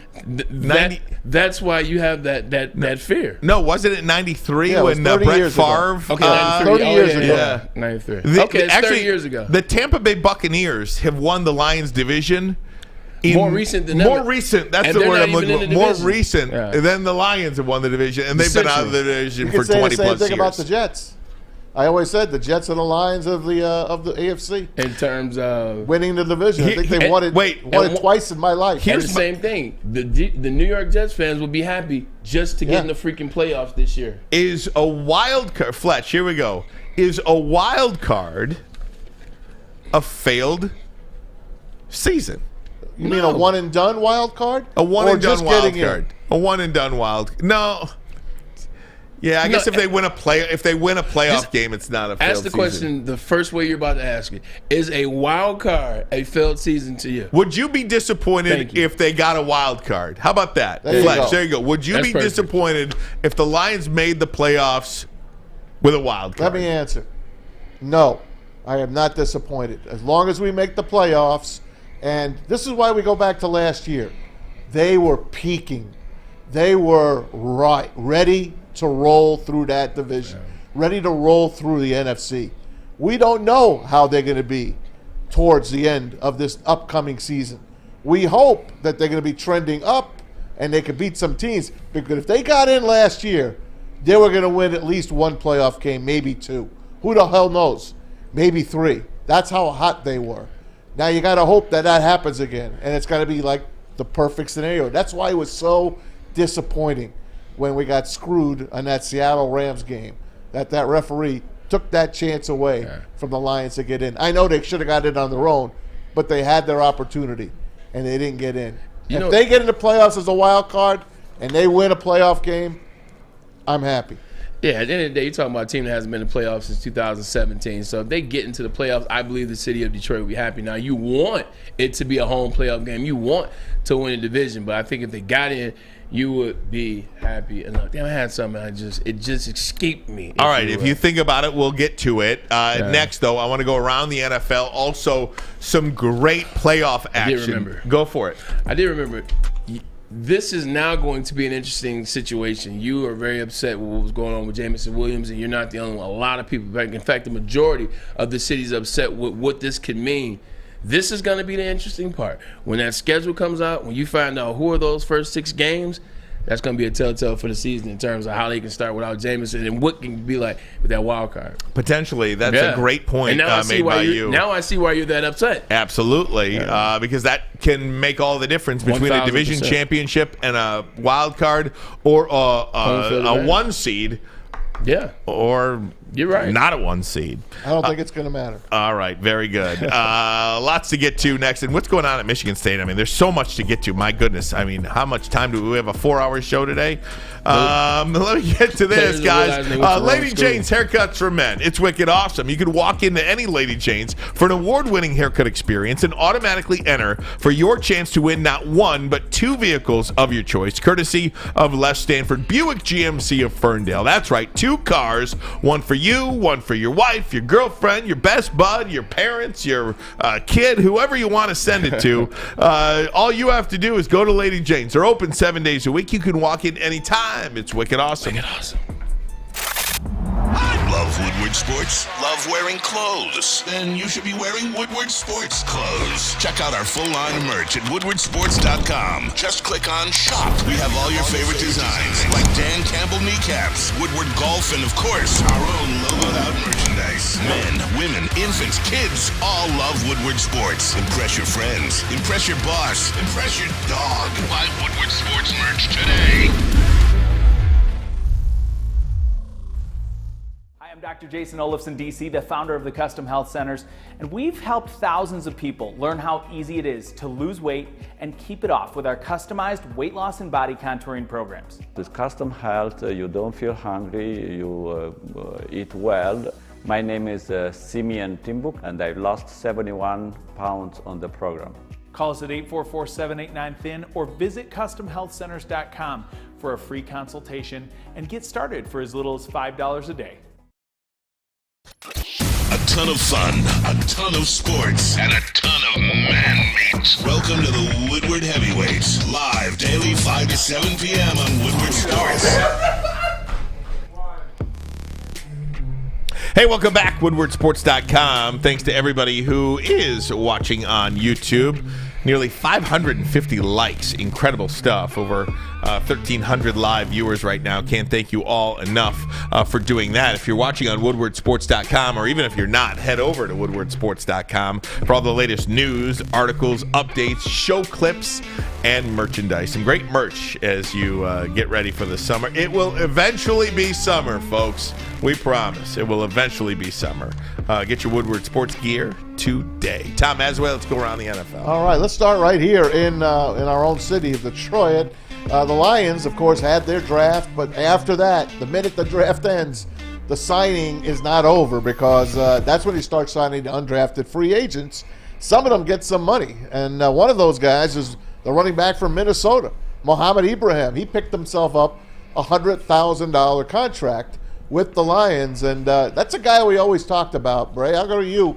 for Ibrahim. You're always high on him, and that's why he stuck out to me as that's a pretty good signing. Yeah, 100%. I mean, you're talking about a guy that 3 years ago he led the Big Ten in rushing. You're talking about coming back after that, he tore his ACL. Before he did that, he talking about 228 yards. He had 180 yards. The guy knows how to run the ball. Like, he's smooth too. So it's gonna be interesting to see how that plays out. And then Martinez, I got a chance to watch Martinez, formerly of Nebraska, then at Kansas State. Exactly. I saw him cook last year. Adrian Kansas State. Martinez. They weren't bad. Saw the running back. That was a great piece on the running back that got drafted from Kansas State as well. Vaughn, his father's a scout for the Dallas Cowboys. Oh, yeah. And was able to call him on the phone. Deuce Vaughn. But yeah, Martinez, man, speaking of mature quarterbacks, he's been around for a long time. But I think he's got skill. It'll be fun to see how minicamp rookie minicamp plays out. Here's another kid that got paid. Wide receiver from Oregon, Chase Cota. He got $80,000 to sign with the Lions. And the reason some of these guys get money over other guys are because other teams want to sign these guys as well. Lions like, well, if you come by us, we'll give you $80,000. Here's a kid that could find himself getting some reps. Absolutely. And one of the things about – so you can follow Andrew Brandt on Twitter at all, one of the old league executives. He said one time he was negotiating with an undrafted – Gil Brandt or Andrew Brandt? Andrew Brandt. Okay. Gil Brandt, different guy. Yeah. I don't know if they're related. Probably, right? Yeah. I think Andrew Brandt worked for the Packers, I want to say. Okay. But he said he was negotiating with an undrafted rookie free agent once, and he's talking to the player, and he says, "So is $1,000 okay? $1,000 okay?" And he said, and he paused, and he said, "Mr. Brandt, I'm so sorry. I only got $200 in my bank account right now. I can get you the rest next week, though." Oh and Andrew Brandt was like, "No, we pay you that." Oh, how sweet, man. And he doesn't say the name of the player, so I'm not sure if it's anybody that ever, whatever. But I mean, crazy. how great is that story? That's great, man. Another guy, the last guy that they paid money to was Corey Durden, defensive tackle out of NC State. He picked himself up $40K. So that's that. And the rest of the guys, you got a couple of offensive linemen, Connor Galvin from Baylor, inside linebacker, you got Isaac Darkangelo. That's a hell of a name. I know that player from Illinois. Yeah, from Illinois. Ryan Swoboda, offensive lineman from Central Florida. Brandon Joseph. Here's a guy, safety from Notre Dame. A little bit, they say he was a little bit slow.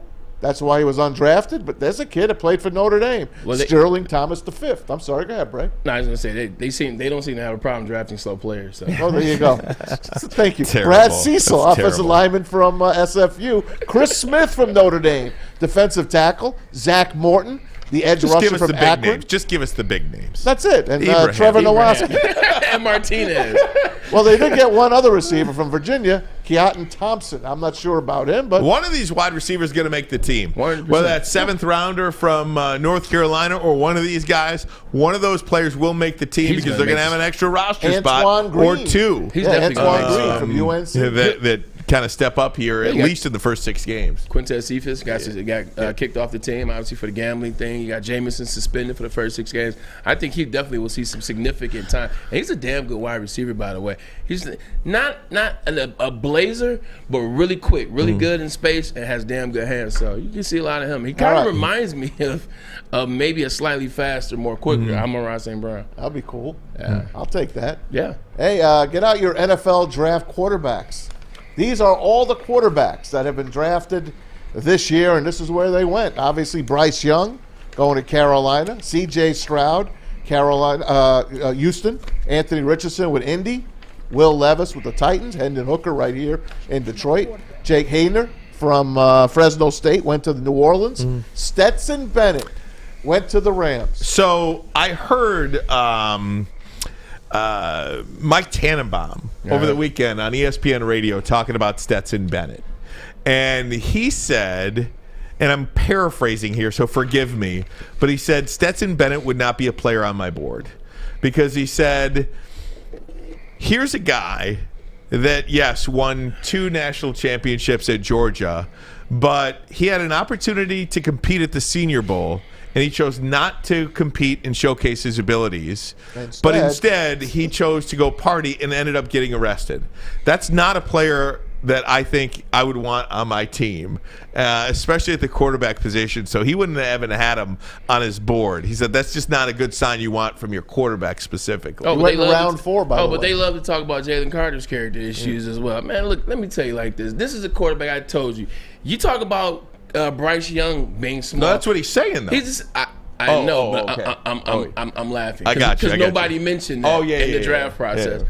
Like, this is the same size as Bryce Young. Not nearly as talented as Bryce Young, but you draft him in the 4th round for what? Stetson Bennett ain't playing quarterback in the NFL. He's playing. Nobody's NFL is this joker going to play quarterback. Yeah, he won 2 national championships. Would you like me to go down a list of defensive players that got drafted in the 1st and 2nd rounds off that team? Get out of here. I don't understand why somebody would waste a 4th round pick on Stetson Bennett the 4th. And honestly, like where, like at 4th round, you're still getting great players in the 4th round. Specifically for the Rams, who didn't have many picks. You need players now. They like him. Yeah, they do like him.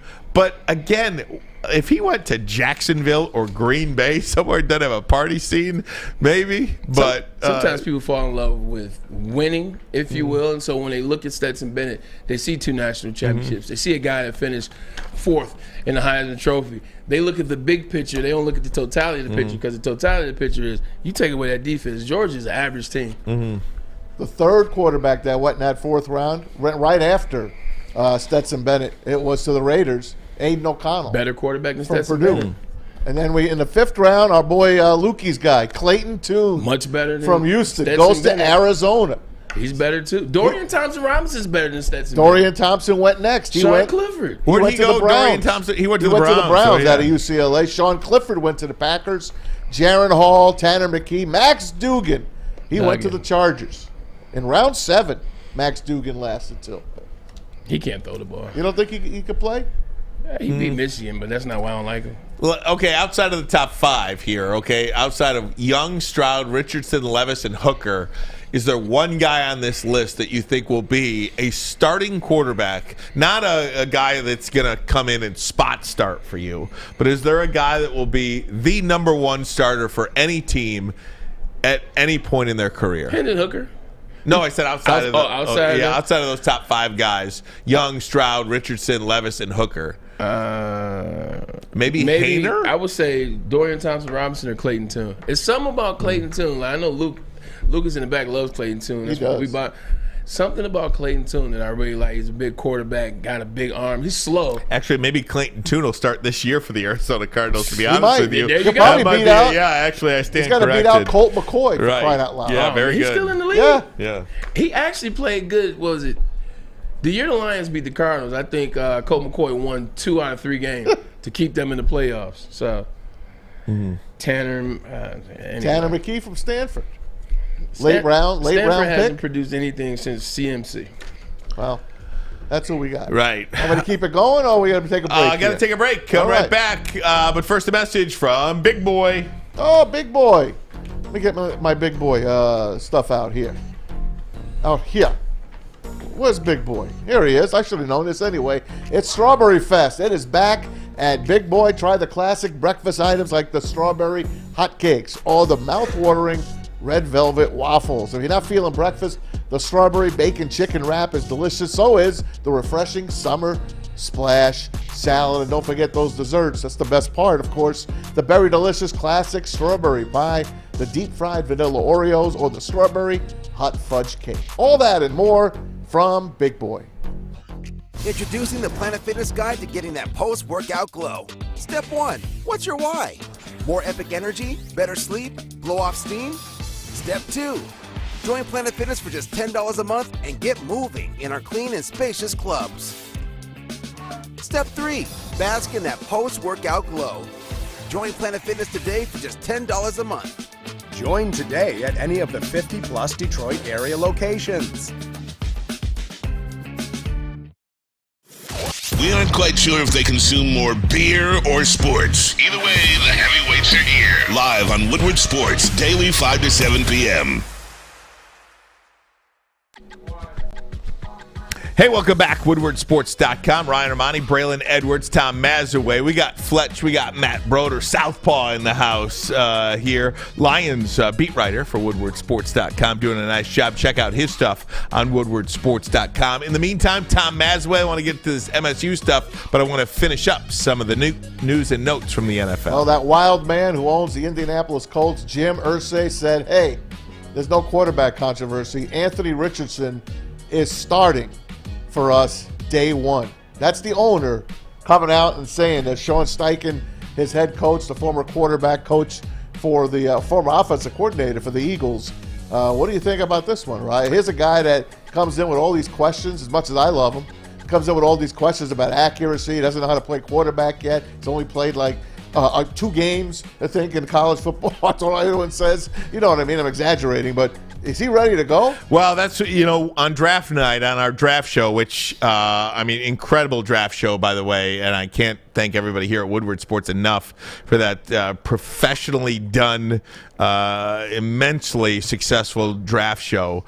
But one of the things that I said that night was, I love Anthony Richardson. I hate where he went. Yeah. Because I don't think that's a good place for him to go to get on the field week 1, snap 1. He's their starting quarterback. I think he could have, and who am I to tell? I mean, it's just who the hell am I to tell the Indianapolis Colts what to do? But I think he could have benefited from playing behind somebody, learning for a year, and then taking over the helm 2 years from now. Yeah, so Rich is going to start for the Colts. Yeah, as he should. Like, this is 2023. Quarterbacks play right away now. Guys don't sit. Last quarterback to really sit was Patrick Mahomes, and that's because Alex Smith and the Kansas City Chiefs had a great situation. And I even think that year they made it to the semifinals, if I'm not mistaken, for being knocked off. Anthony Richardson, I mean, he got Jonathan Taylor's the running back for that team. He's the most complete running back in the NFL, top to bottom. He does it all. So if that's your running back, you got a pretty good offensive line, and you got some weapons at wide receiver. Why not start him? Did you see the dumb stuff that Jim Irsay tweeted, and I think it's still up? He said, what if we drafted Will Levis in the 2nd round? Like, he was talking about drafting both of them. Let him fight it out. Thank God his front office got to him like, hey, look here, sit down, go be an owner. Let us do what we do in this war room. But I think Anthony Richardson is going to have some success, but first year it's going to be growing pains. Like, it just is what it is, because they're not a team top to bottom that's that great, if you will. Boy, did they lie like champs, huh? We're going to take Levis. Levis is going to be the number 2 pick. Levis. He was the number 2 pick, all right, in the 2nd round, not in the 1st round. No doubt. Isn't that something? I mean, but the team that wanted him got him. The Tennessee Titans wanted Will Levis. You think they really wanted him? I think so. Why didn't they take him in the 1st round then? Because he could have been gone, Bray. I think they were desperately just taking him for the hell of it. I think they wanted him in the 1st round, and at the end of the day, like, they were going to let themselves be talked into moving up to get Will Levis or falling victim to listening to other players. You got to have your quarterback. You got to get this guy. He has the big arm. Oh, man, he can kind of be like blah, blah, blah. And I think they wanted him, but at the last second they were smart and didn't pull the trigger, and they waited, and they got him in the 2nd round. I think they wanted him, to be honest. I do. No doubt. All right, here's the pro football. This is my last one before we do Michigan State. Yep. Pro Football Focuses. They had their favorite pick in each round. Let's put that up for everybody, and you can see my guy, Brian Branch, was their favorite in the 2nd round. You can read the rest of them, right? Well, to many people that can't even believe he wasn't a first-day selection, right? Yeah. Will McDonald, the 4th favorite pick of the 1st round by the Jets. That was a shocker to me, but Mel loved it. Yeah, I actually, outside of Will McDonald and Brian Branch, I don't know any of these other players. Charlie Jones from Purdue, the wide receiver from Purdue, going to the 4th round. 4th round to the Bengals. I know him, but I can't recall any of these other players. I'm gonna tell you like this: the best pick in the 1st round, not Lions, Detroit. Well, obviously not, because they didn't have it anyway. I was trying to be non-biased, but that's Jackson Smith and Jigba. To Seattle. JSN going 20 to Seattle. Now you're talking about their offensive weapons being, Geno Smith, blah, blah, blah. But you're talking about Tyler Lockett, DK Metcalf, Jackson Smith and Jigba, and K9. Are you serious? Jackson Smith and Jigba is the best receiver in this draft. Now, he was the best receiver in this draft. He's better than Garrett Olave and Garrett Wilson and Chris Olave, who both had 1,100-plus yards last year, and one of them won Offensive Rookie of the Year. I think that was the best pick. Obviously, Jalen Carter at 9 to the Eagles. But He's I a think slot guy, too. Jackson's, he plays it all, though. People say slot. He plays both. He plays in and out. I mean, the average height for a receiver right now in the NFL is like 5'11 and a half, 6 foot. So you can be in and out at that height. I think that was the best pick for me in the first round. Guys, let me get to this Michigan State story. I think if you're a Spartan fan, I think you were shook yesterday. I think if you're not a Spartan fan, you were like, what the hell's going on in East Lansing? 3 starters they lost to the transfer portal yesterday, most notably wide receiver Keon Coleman. He's their best player, period. Quarterback Peyton Thorne and cornerback Charles Brantley entered the portal. This is from Tom Van Haren.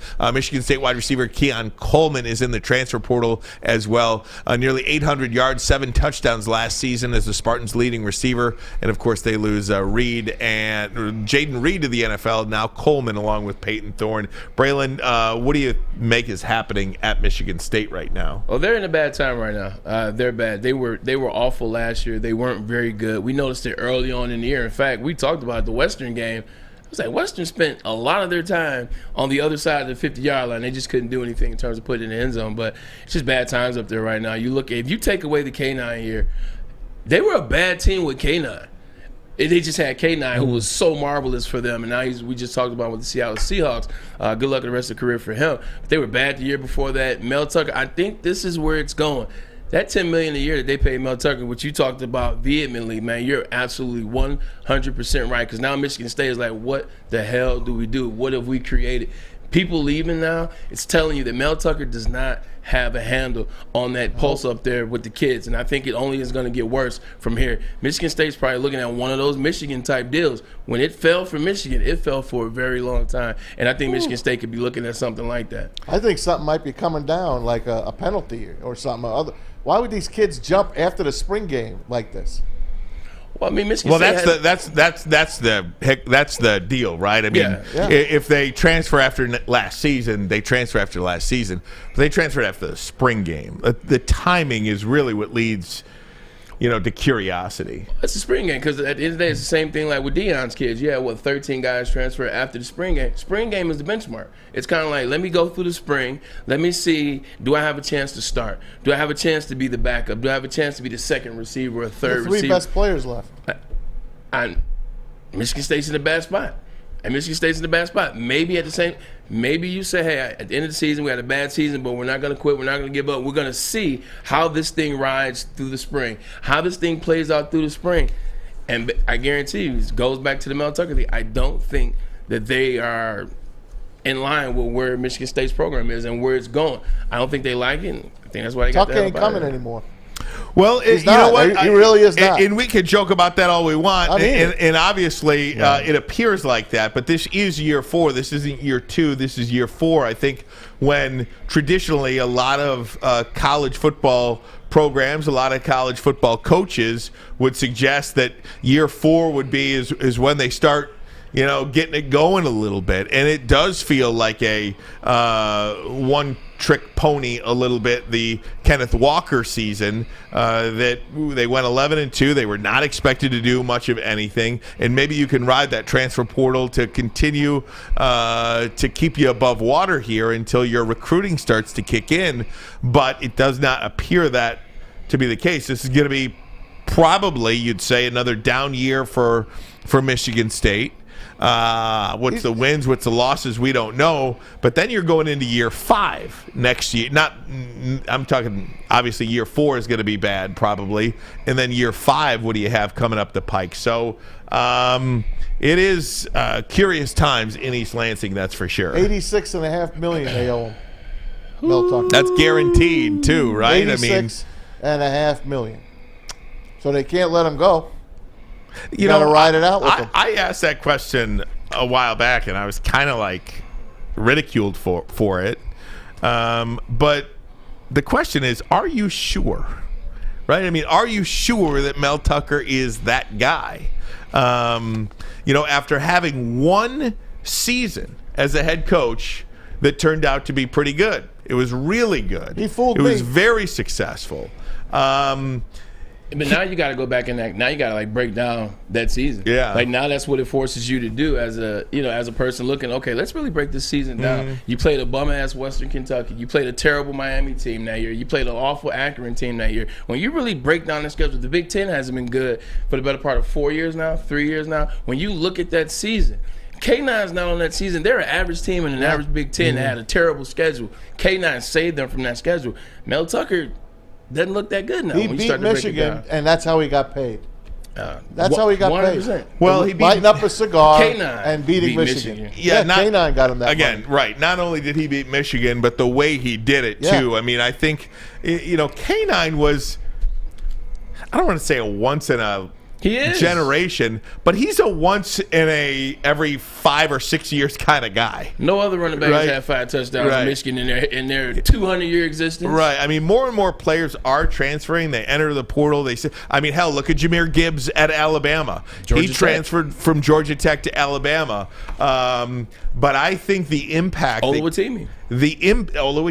But the impact that Kenneth Walker had on Michigan State, probably since this whole transfer portal started, was perhaps the biggest single player impact that you can have at a non-quarterback position. I don't think Michigan State has had a player like K9 that was talked about and discussed on a national scale. K9 was discussed nationally, like on a national scale, since Charles Rogers. That's just my thoughts. I don't think Michigan State has had a player talked about on a national scale like that since Charles Rogers. Yeah. And he still got robbed. And it's a shame he got snubbed. It was funny at the time because of the whole back and forth Michigan State, but looking at it, he got snubbed. One of the greatest performances ever in Game 7 history of the NBA, and boy, oh boy, what a Game 7 last night. We'll get to all that next, but first a message from Guardian Alarm. They're your local security experts, have been for over 90 years. When you see that black and yellow sign out in front of your house, it tells the bad guys one thing. Stay out. Whether you are at home or on the road, their 24/7 professional monitoring, customized solutions from real experts, and technology backed by people means only one thing: Guardian Alarm. Call this number right here, 1-800. Stay out. That number again, 1-800. Stay out. Call them today. Tell them Woodward Sports sent you. Can't get enough Woodward Sports content? Head over to woodwardsports.com right now for up-to-date sports articles and great entertainment news. We have the best writers, bloggers, and coverage all at your fingertips. Head to woodwardsports.com right now to experience all Woodward Sports has to offer. The sports marketing agency would not be who we are without great community partners like Higuera Health and Carol Zaniga. It's an awesome opportunity to partner with your organization. Higuera Health is a comprehensive behavioral health organization. We serve children through older adults with mental health, substance use, and developmental disabilities across Western Wayne counties, and really excited to now be in downriver communities as well. Give us a call at 734-458-4601. Woodward Avenue, the first paved road in America. Woodward Sports, the first sports network born in Detroit and made for Detroit. I want to just start with the NBA playoffs, because what we saw from Steph Curry was tremendous. I don't know what adjectives you could describe for it. 35, what is he, 36, 35, 30, 36. Whatever the hell age he is. 30, He's an old man by NBA standards.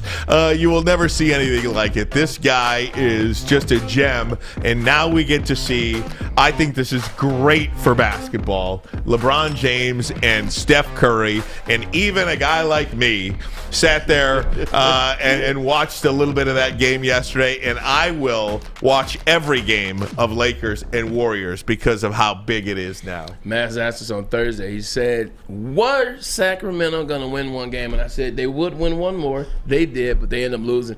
Game's over. Steph's just like, it's amazing what he's able to do.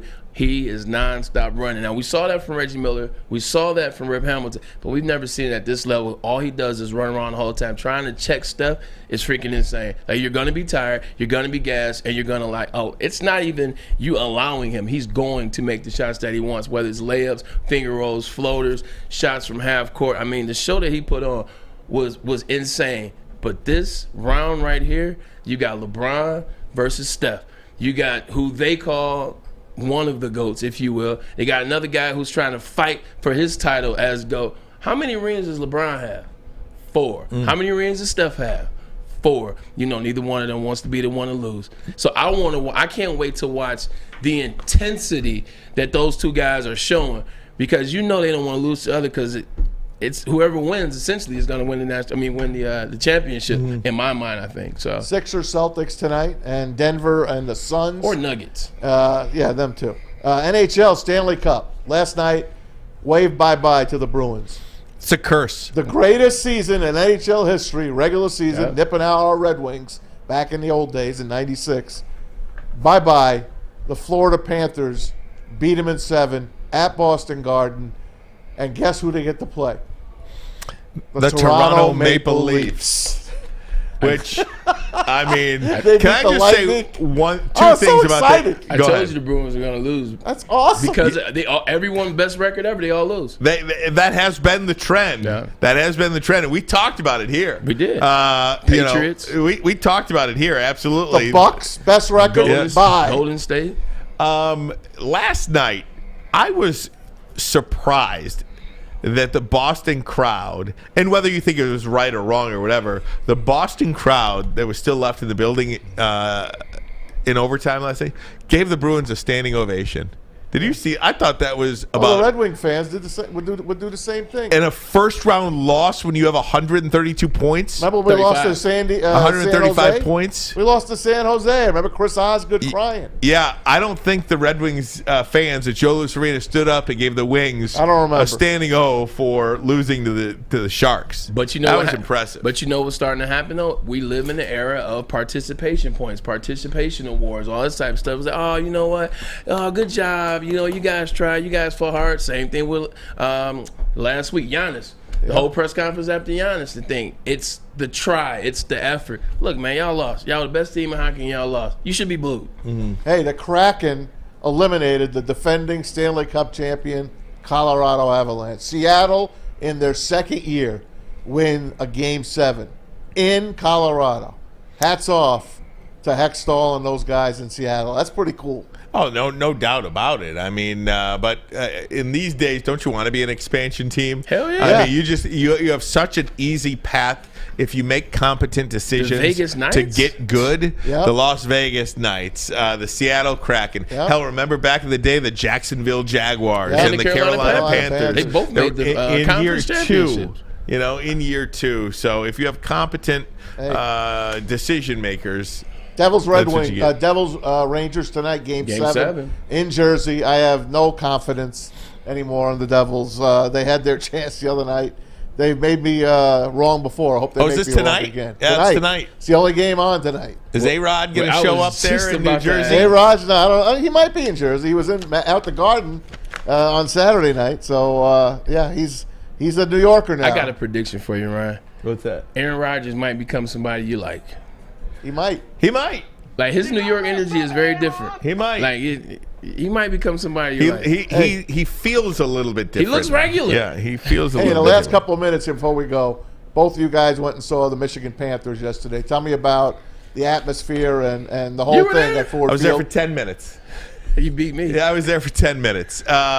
Yesterday, I needed a day with my kids. You went to the Yeah, no, I needed a day so we went to the Tigers. Didn't even tell me. I didn't know if you were going to actually go or not. So that's fair. I didn't know if you were actually going to go, and then I didn't want to commit to going and get you downtown if I wasn't going to go. So yesterday I did the Michigan Science Center with the kids. Then we shot over to the Tigers game. Then we went over to the Tigers game. And then we said, oh, come on over. We'll go to the Panthers game. So we went. I'll tell you, downtown was great.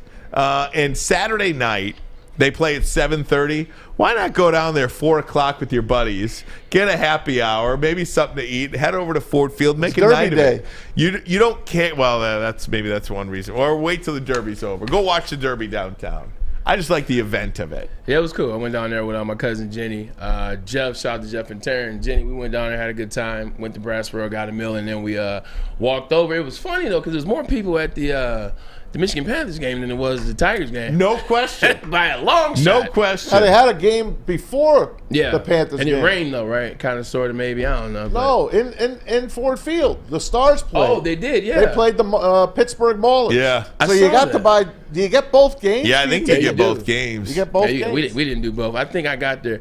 This is my thing with it. The other team, watching New Jersey Gamblers, like they look efficient. They look pretty good, look efficient. But you're talking about 171 yards of total offense for the Michigan Panthers and 180 for the New Jersey That's Gamblers. gross. Generals. Yeah, excuse me. You mixed them up with the Houston apologize. Gamblers. I think I left with 9 minutes left in the second. There you go. But I did watch it, though. Yeah.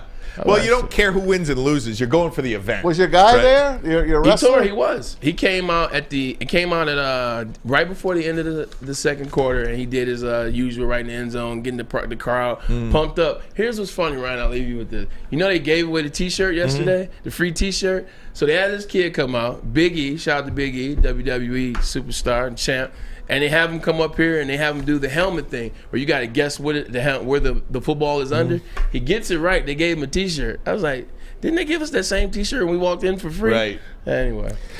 My goodness. Hell of a day today, guys. Over 600 likes during the live show. That That's has the got record. to be a record It's for the new us. record. Thanks to all of you who hit that like button. Thanks to all of you who watched and listened today. Can't thank you enough. Braylon, officially get us out of here. Stay tuned with us all week. We'll be breaking down the Lions draft as well as the NFC North and as well as the NFC all freaking week. The draft is over. No more need to worry about what 6 and 18 are going to be. Now it's time to break down the players that we got at those picks. Matt, hell of a job by you today. Fletch, always good to see you.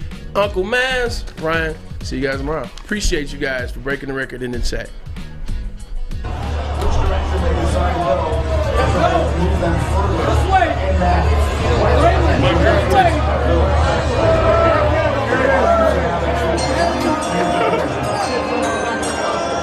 With the 18th pick in the 2023 NFL Draft, the Detroit Lions select Jack Campbell.